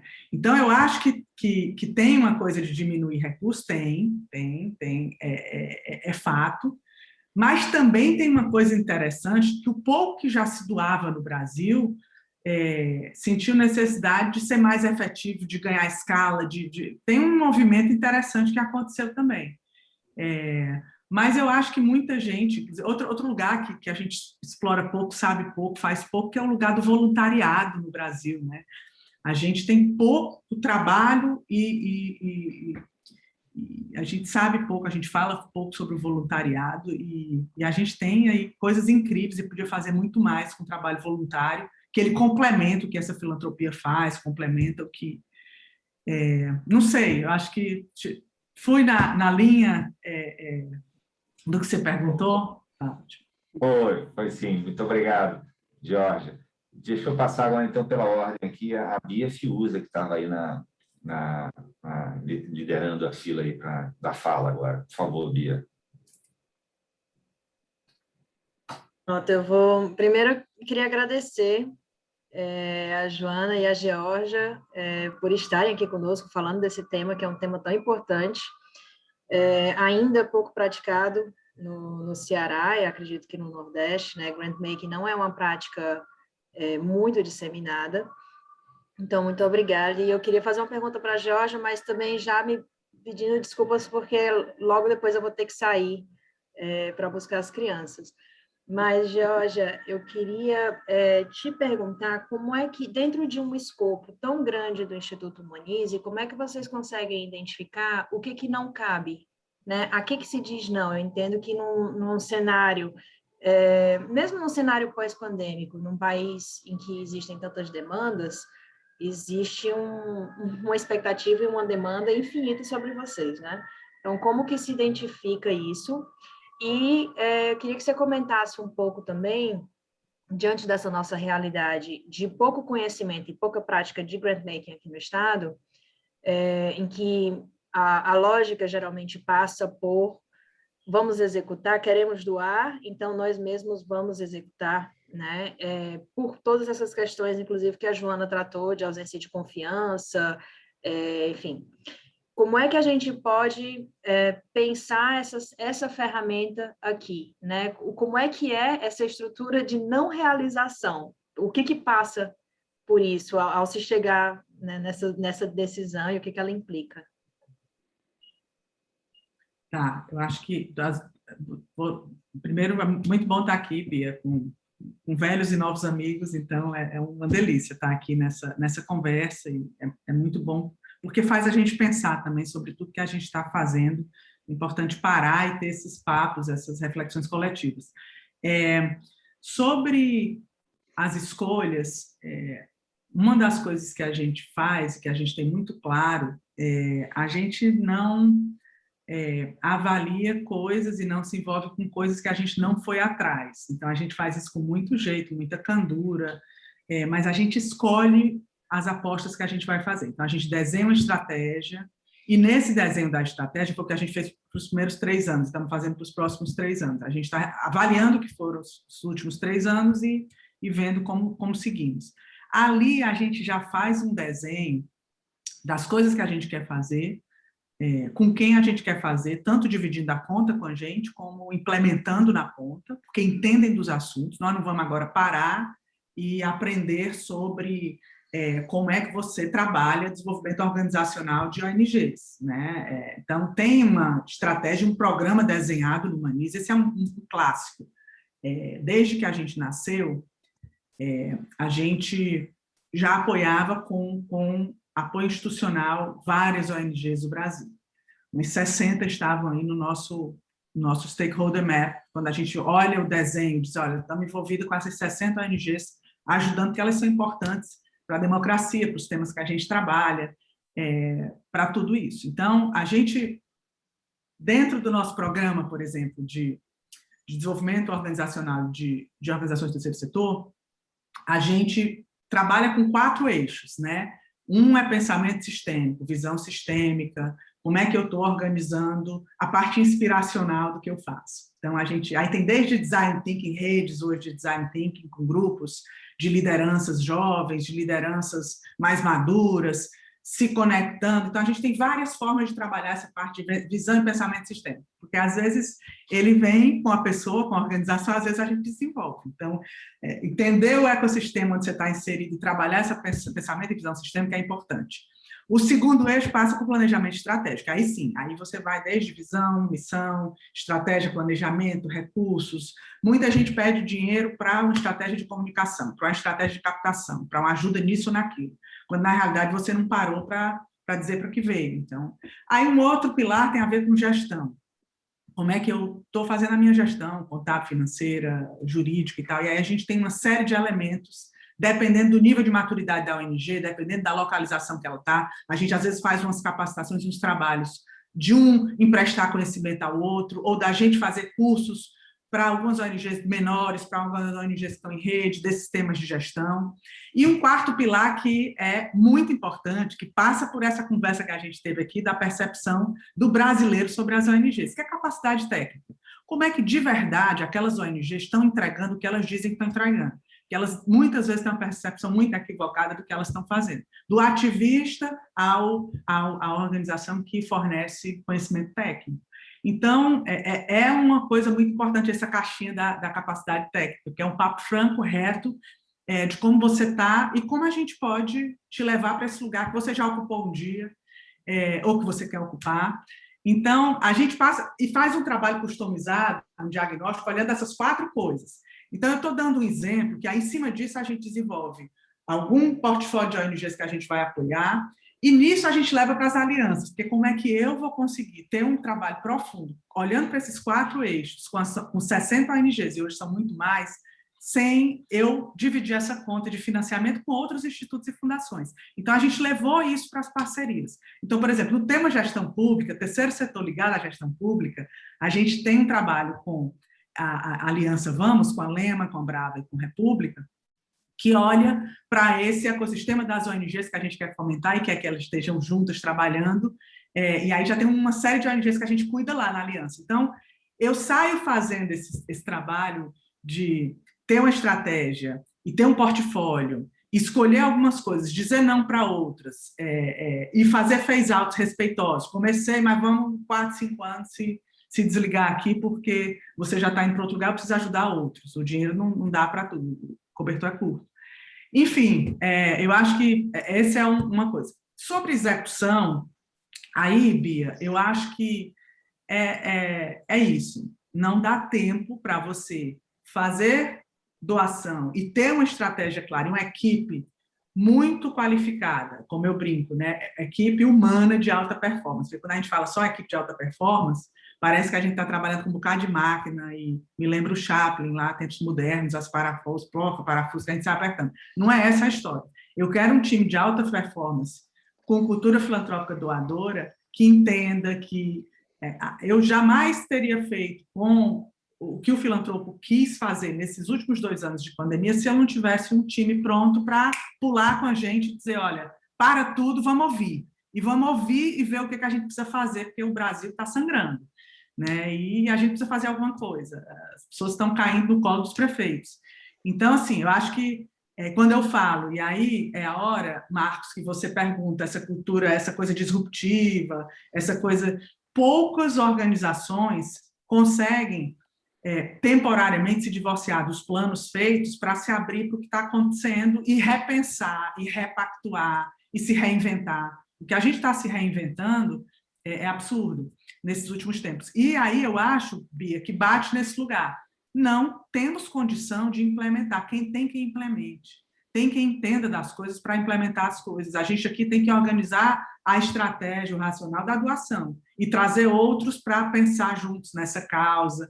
O nosso programa de desenvolvimento de organizações do terceiro setor, ele hoje é base para um bocado de coisa que está acontecendo aí, né? Inclusive, o Prêmio Melhores ONGs, que é um prêmio maravilhoso, foi uma das coisas mais lindas aí dos últimos tempos, que é desse tempo de pandemia, era enaltecer e reconhecer o trabalho de todas as ONGs que fizeram um trabalho gigante nesse último ano e meio. O Prêmio Melhores ONGs, ele já era para ser uma jornada e uma plataforma, que todo mundo vá lá e que não seja só um momento de coroação e de reconhecimento, que a gente trabalhe o ano inteiro com essas ONGs num lugar comum, que o doador vá lá ajudar, que o implementador saiba o que cada um está fazendo, que o parceiro que diz, olha, eu não faço isso, mas tem aquela que está fazendo isso. Então, a gente está levando o Prêmio Melhores ONGs para um outro lugar de plataforma colaborativa do trabalho dessas ONGs, do grande ajudando o pequeno, do Nordeste indo fazer intercâmbio do Sul, do Sudeste, porque encurta o aprendizado para alguns temas. Desses 4 pilares que eu mencionei, como é que a gente trabalha essas questões em cada lugar do tamanho e maturidade de ONGs, né? Então, assim, eu acho que é isso, é reconhecer o lugar de doador e entender que existem organizações beneficiárias e implementadoras que vão implementar as coisas melhor do que você, e para cada vez a gente trabalhando com equipes mais enxutas, com expertises de gestão e de filantropia doadora, mas essa filantropia que a gente para fazer o nosso programa de capacitação da equipe nesses últimos 2 anos, a gente fez um programa todo customizado, com a ajuda do GIF, mas com a ajuda da Fundação Rockefeller, com a ajuda de pessoas que a gente conhece pelo mundo, que a gente foi fazendo uma coisa totalmente customizada para essa nossa equipe de 20 pessoas que precisa dar conta disso que a gente está fazendo. Então, eu acho que é isso. Esse é o aprendizado e essa é a nossa hipótese, né? Estamos testando. É uma hipótese em teste, né? Que vale falar da jornada e dos aprendizados no caminho. Obrigado. Respondido, Bia? Tudo certo? Valeu, obrigado. Bia, do Instituto Beatriz e Lauro Fiuza e do Somos Um. Gustavo Bernardino, agora, você na relação aqui, né? Você estava querendo a palavra. Oi, Marcos. Não, sim. Bom, pessoal, aqui eu estava querendo fazer tentar cruzar uma medida, os dados da pesquisa do Ação Brasil que foram lançados ontem, né, com a última edição do censo do GIF, e tentar traçar algum paralelo e diferenciações, um pouco de convite à reflexão também por Joana e Georgia. E aí eu vou trazer aqui uma questão temática que visualizável em ambas as pesquisas, né? Claro que tem umas defasagens, né? Porque defasagem de tempo, né? A pesquisa do censo para 2018, essa pesquisa da Doação Brasil é 2020, em plena pandemia. Então tem algumas relativizações por serem feitas também. Mas, por exemplo, historicamente, nos dados do censo do GIF apontam que a educação é a principal pauta do investimento social privado, isso historicamente verificado, todos os censos do GIF mostraram isso, inclusive a educação com até alguns percentuais longe do segundo colocado, que aí vai se revezando edição a edição, entre cultura e inclusão produtiva, na disputa de segundo e terceiro lugar, né? Mas basicamente esse pódio do investimento social privado, educação, inclusão produtiva e cultura. Quando a gente vai ver nos temas que mobilizam, ou que mobilizaram, pelo menos na pesquisa do Ação Brasil, os principais temas que mobilizaram, em 2015 eram saúde e crianças, né? Em 2020, na edição do ano passado, combate à fome e pobreza ficou em primeiro lugar, crianças e saúde, segundo e terceiro, e aí entre idosos e maus tratos de animais. E eu claramente mal vejo institutos, fundações trabalhando pela questão de maus tratos de animais propriamente, né? E em contrapartida, não aparece na pesquisa do Ação Brasil, ou pelo menos nesses 5 temas que eu listei de ontem, né, dessa última edição, por exemplo, educação. Então, eu queria ver que você um pouco traçar esse paralelo, assim, das forças mobilizadoras para a doação, para realizar ação social por empresas, por indivíduos, são diferentes aqui, né? E que também, naturalmente, podem e devem pressupor, e aí conectando também com a apresentação da Joana, narrativas diferentes para a cultura de doação a ambos os públicos. Então, eu queria que vocês...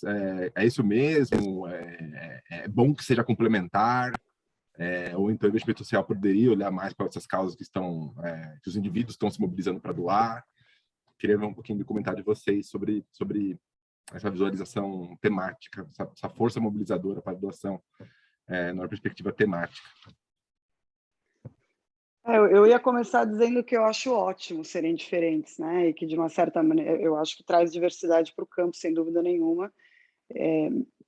Ontem a gente comentou, e assim, está bem óbvio que no Brasil tem temas que ainda não aparecem, que são temas, digamos, de uma filantropia mais evoluída, e que no Brasil ainda não aparece nenhuma nem outra muito fortemente, que são as causas antirracistas e meio ambiente, né? Além de, enfim, direitos de gênero. Eu nem vou tentar falar a sigla toda, porque eu já me perdi, mas é LGBT+. Eu mesma sou super ignorante no assunto. Então, assim, a diversidade é boa. Se você quiser que eu faça uma imagem, eu acho que sim, eu tenho uma tendência de pensamento empresarial na filantropia institucional, e ela vai mais para problemas de grande complexidade, com grandes, né, como talvez um pouco na linha do que a Jorge apresentou, com vários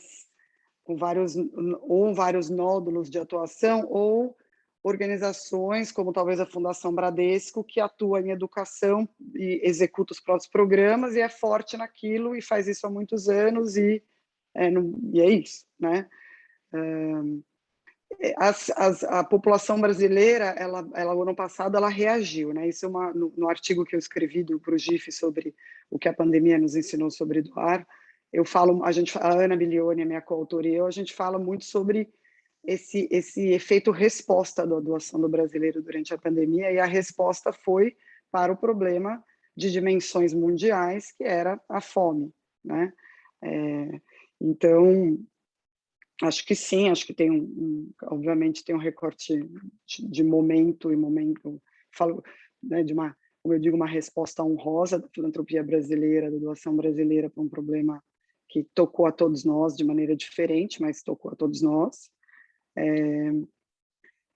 E que de uma certa maneira a gente, e isso não é uma crítica, é só uma observação, a gente está de uma maneira geral em causas bastante tradicionais, né?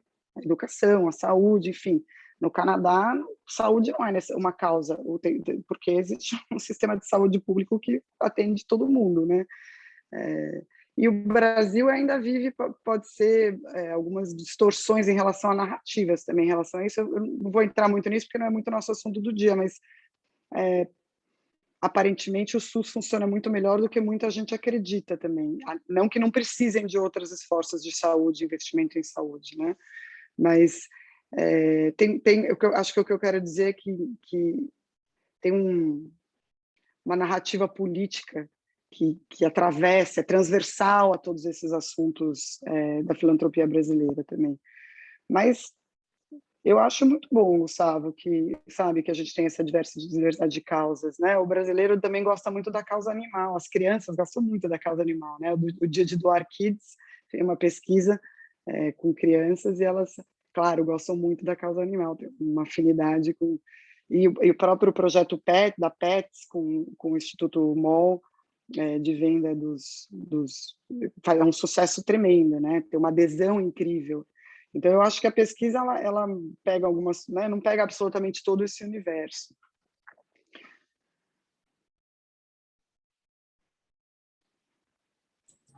É isso, Joana? Eu acho que é isso, eu paro por aqui. Ah, tá certo. Não, porque eu não entendi, eu achei que poderia ter cortado o som para mim. Só isso. Legal, Joana. A Georgia quer completar? Eu sou uma pessoa das... Hã? Como? Não, eu ia falar, eu sou uma pessoa naturalmente das respostas curtas, vocês fiquem super à vontade de perguntar mais, se vocês acharem que eu não cheguei no ponto, ou que vocês querem saber mais alguma coisa sobre um assunto, eu falo de novo com prazer. Tá, eu vou, pelo horário aqui, eu vou fazer o seguinte, na fila ainda tem a Pâmela Ribeiro e a Tiziana. Eu acho que as duas poderiam falar, não sei, Jorge, você quer responder ao Gustavo ainda, antes de eu dar a palavra? Não? Não, eu posso juntar depois, ela já falou tudo aí, eu posso só no final. Maravilha. Então, deixa eu passar a palavra aqui para a Pâmela, em seguida para a Tiziana, elas fazem uns comentários ou perguntas que tenham, e aí a Georgia e a Joana respondem, deve estar no período, já no horário aí, mais ou menos, da gente encerrar. Então, pela ordem aqui, Pâmela. Obrigada, Marcos. Bom dia, pessoal. Eu trabalho aqui no GIF. Na verdade, eu cheguei recente no GIF, faz uma semana. E eu cuido aqui da agenda de filantropia colaborativa e temporariamente também da rede temática de grant making. Então, esse é um tema que eu gosto muito, queria agradecer aí a Georgia e a Joana. Eu tenho uma pergunta para a Georgia, bem específica. Você contou um pouco, né, das experiências de filantropia colaborativa, né, todos os arranjos colaborativos que vocês têm no Humanize. E eu queria saber, Georgia, se vocês têm alguma experiência que não deu certo, né? Então, algum arranjo colaborativo que não funcionou, que teve que ser descontinuado, ou que teve alguma crise aí no meio do caminho. Se puder compartilhar um pouco, alguma experiência nesse sentido. É isso. Ok, tá aí. Pâmela, já ela responde. Deixa eu passar agora para a Tiziana, que em breve eu espero conversar com ela também lá no programa de rádio, para a gente falar um pouco sobre a narrativa engajadora dela. Mas diga lá, Tiziana. Bom dia, pessoal. Feliz de estar aqui com vocês. Vamos sim, Marcos. Já tivemos algumas tentativas, mas não deu certo. Mas vamos insistir lá com o Mauro, que vai dar certo, viu? é um assunto que eu adoro falar sempre, né? Só ajustar na agenda, mas eu aceito todos os convites. A minha pergunta vai para a Geórgia. É uma coisa que eu me identifiquei muito, sabe? Quem conhece a Somos Um sabe, quem me conhece. É assim, eu tenho muita dificuldade de me colocar numa caixinha. Eu vou fazer só isso aqui, pronto. Não consigo. Impossível para mim. E eu vi que vocês têm várias caixinhas, né? E a minha pergunta agora a Somos Um, a gente está nesse desafio de organizar essas caixinhas de uma forma mais estruturada. E a minha pergunta é, quando vocês começaram, vocês já começaram com todas essas caixinhas? Ou vocês tinham uma caixinha e depois foram indo para outros temas, né? Eu falo as caixinhas, o impacto, projetos especiais, todas essas. Então, eu queria saber como foi essa organização e se vocês começaram com uma e ampliaram, ou desde o início vocês têm todas elas. Uma coisa bem objetiva, assim, só para eu tentar me ajudar aqui no meu desafio interno, entendeu? Tudo bem. Então, acho que é melhor talvez a Geórgia começar respondendo aí, né? Em seguida, eu passo para a Joana. Tá, eu vou começar respondendo a Tiziana, depois eu vou para a Pâmela. Tiziana, não tem... a gente tem sempre que lembrar de onde a gente vem, né? Então, assim, eu contei aquela história, o filantropo, ele tinha uma folha em branco. Ele vem de uma história de educação, a filantropia dele, dos três irmãos, é a Fundação Roberto Marinho, que é uma casa de educação, criada pelo pai, então tem esse lugar. No começo, a gente se acomodou o que ele estava fazendo, algumas coisas dentro da fundação, outras coisas fora, e ele era um filantropo que dizia, apresente uma boa ideia, me convença, que eu apoio. Então, ele tinha uma coisa ligada à sustentabilidade, mas tinha uma coisa também ligada à cultura, ligada à educação. Então, para ele, todos esses temas tocavam o coração, e uma boa ideia merecia ser financiada. E ele ficou nesse lugar há anos e anos e anos, mais de uma década. Quando a gente foi partir para o ponto de dizer, vamos focar e vamos fazer algumas escolhas, porque eu quero ver algumas coisas andando de uma forma diferente, a gente passou um ano nesse exercício.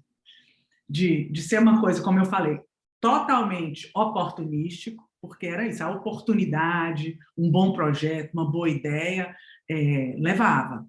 E nessa história, ele operava como uma filantropia, um investimento social privado, pessoa física, disruptiva, mais livre e tal, mas tinha uma... Então, assim, a gente passou um tempo entendendo esse lugar que ele via para poder a gente desenhar o Humanize nesses lugares. A gente começou dizendo assim, não vamos fazer isso.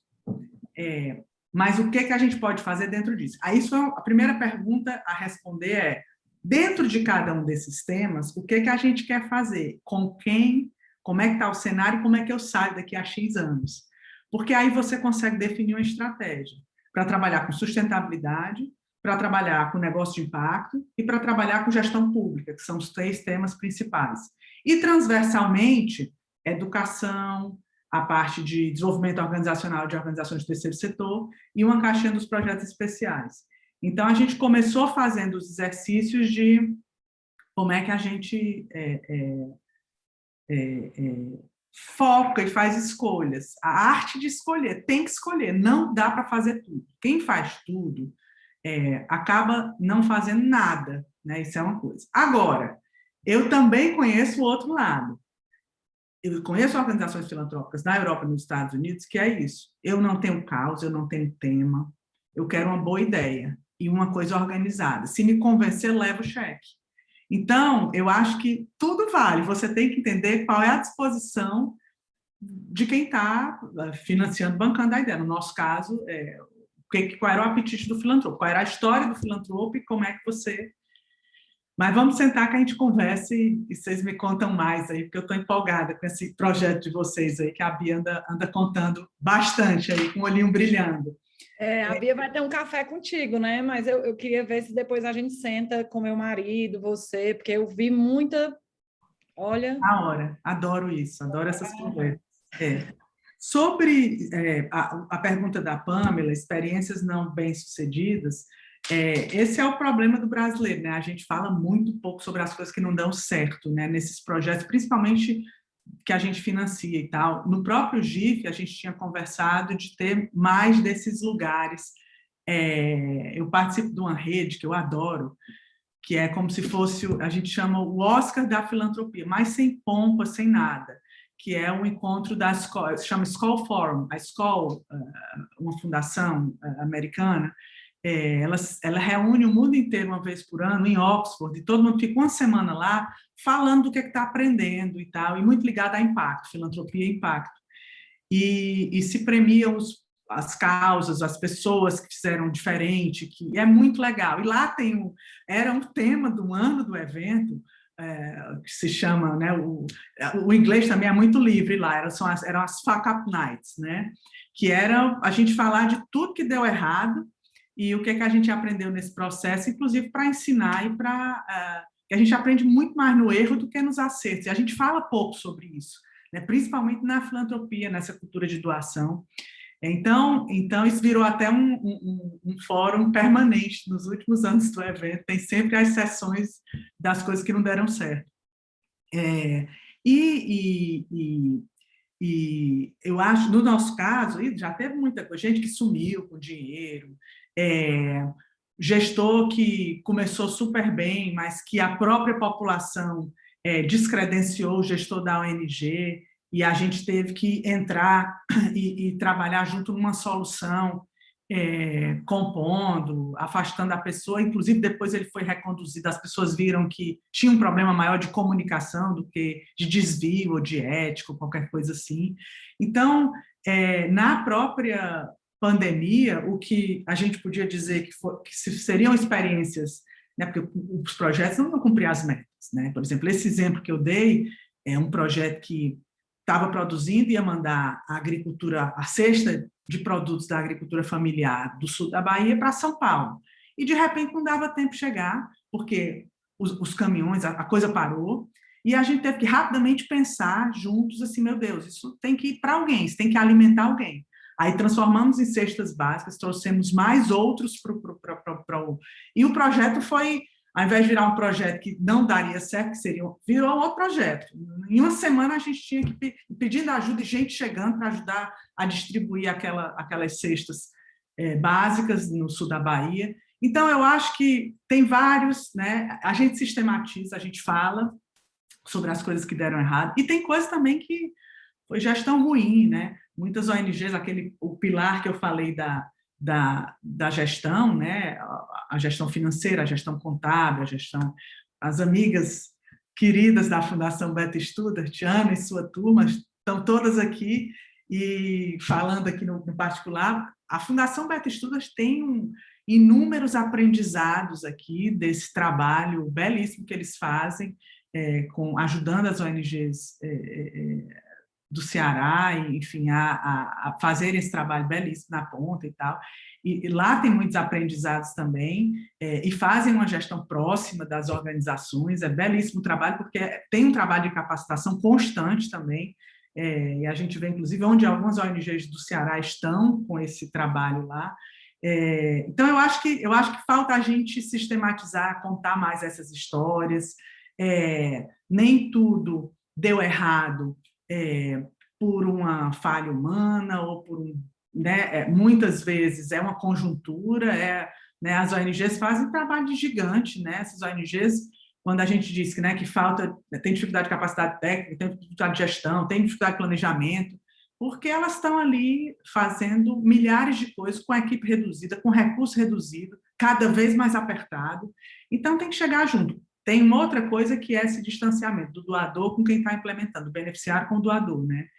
Que eu acho que esse é um outro ponto também que vale um evento aí, uma conversa de dias, porque chegar junto, fazer junto. Eu me lembrei de novo da Fundação Beta Studart, porque é um financiador que está muito junto de quem está implementando na ponta, entendendo das questões e por isso tendo uma outra relação. Eu acho que isso muda tudo, inclusive em avaliar o que está dando certo e o que está dando errado, de uma forma também muito transparente, um papo muito franco de como é que a gente se sai dessa, né?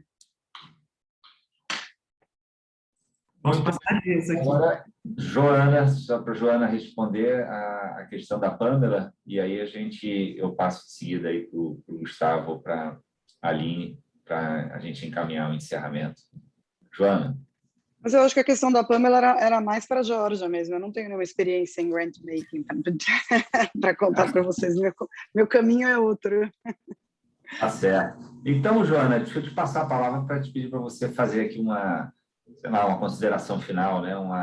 Um fechamento aqui de algum ponto que você acha que talvez a gente não tenha falado. Do que eu tinha notado, você disse que ia falar sobre a questão de assistencialismo, mas acho que já, né? Cultura de doação e assistencialismo, você acha que já falou um bocado, acho eu, não sei se você tiver alguma coisa para complementar. Eu tinha anotado aqui de fazer algumas outras perguntas, mas não sei se caberia agora, mas só para não perder a oportunidade, dá para desenhar assim, um perfil de um doador ideal, né, nessa relação com os beneficiados pela doação, né, as organizações apoiadas? Olha, eu acho que uma coisa que a Georgia falou bastante, que eu acho que é super importante, é a escuta, né? Cada situação, cada lugar tem a sua característica, cada organização, cada localidade, cada comunidade tem a sua característica e tem o seu saber. E o reconhecimento de um saber, que não é aquele saber universitário, do qual muitos de nós, talvez todos nós, tenhamos, né, a nossa origem, é um processo de democratização, um processo participativo no Brasil, fora do Brasil e tudo mais. Então, eu acho esse um divisor de águas da filantropia, assim, a gente conseguir, ao doar, reconhecer que nem todas as soluções são nossas, nem todos os saberes são aqueles mesmos saberes que são filtrados pelos sistemas técnicos de educação e chegam nos lugares onde a gente aprendeu, né? E isso nos Estados Unidos tem se chamado de participatory philanthropy, e eu acho que vai chegar no Brasil, está chegando no Brasil com uma força de transformação mesmo, né? Ou filantropia regenerativa também, que é onde você reconhece o seu poder como doador e como ente representativo da sociedade brasileira com um poder financeiro, e faz um esforço bastante ativo, porque não é só o reconhecer, de se colocar numa situação em relação a quem você está trabalhando que busca uma igualdade de pensares e poderes, né? Acho que esse é um lugar ideal de um doador. Agora, eu só queria falar em doador, eu vou fechar, agradecer vocês pelo convite, pela boa conversa, me colocar à disposição quando vocês quiserem, para a gente continuar essa conversa. E falar que o perfil do doador brasileiro, eu não sei se vocês viram ontem, eu não vou lembrar de todas as características, ele é muito parecido, na verdade, em 5 anos ele não mudou muito, ele é uma mulher satisfeita com a sua renda, que tem um viés espiritual, que eles chamam de religioso, mas que para mim é isso, que ela que acredita em algo que vai para além do que a gente, né, tem aqui na Terra, e que é da região norte e nordeste. Então, vocês tinham falado que no norte e nordeste talvez não tenha uma cultura muito de grant making ainda, mas tem uma cultura muito doadora, né? Então é essa ponte que talvez possa ser uma causa aí da RIS Nordeste cuidar, né, e fomentar. Obrigada. Legal. A gente que agradece, já está no seu horário de você tomar o café da manhã, né? O pessoal que vai almoçar, você vai tomar o seu café da manhã, imagina. Nasceu o sol, já está claro aqui atrás. Já nasceu. E, enfim, mas deixa eu passar a palavra à Aline e o Gustavo. Não sei se vocês querem fazer aqui um encerramento, como é que vocês preferem? Não, acho que pelo o andar da hora, enfim, algumas pessoas já se despediram aqui pelo chat. Só lembrar que a gente vai compartilhar as apresentações. Acho que a Geórgia deu ok, mas acho que a Joana também, para ela, tudo bem compartilhar depois com o grupo. A reunião é gravada, a gente costuma disponibilizar na íntegra no nosso canal no YouTube, a gente manda o link também junto com as apresentações por e-mail. Então, é agradecer vocês, eu não sei, acho que a Geórgia abriu o microfone, se ela quiser fazer alguma fala final, mas agradecer a Joana pelo tempo dela, ter acordado cedinho para estar com a gente, foi ótimo. Também estendendo o agradecimento à Geórgia, enfim, e a todos vocês que participaram até aqui desse encontro. Acho que a interação, enfim, o envolvimento com esses temas é bem importante para essa rede. Então, somando aqui, nosso muito obrigada. Obrigado, com certeza. Obrigado demais, Jorge, Joana. Jorge, quer falar alguma coisa antes da gente? Não, mas vocês já falaram tudo. A conversa continua. É muito bom estar aqui e acho que os canais no paralelo e no coletivo estão abertos. Vamos fazer outras dessas. Muito bom. Legal. Gustavo. Obrigada. Então, é o Aline. Gustavo. Acho que é isso mesmo.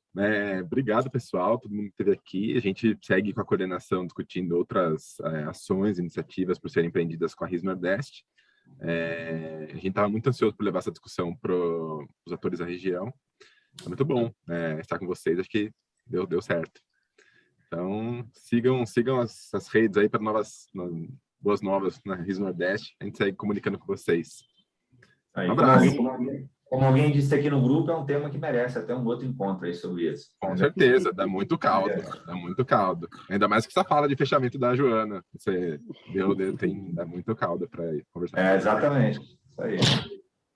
Valeu. Tá bom. Obrigado. Tchau, gente. Obrigada pelo convite. Fiquem bem. Tchau.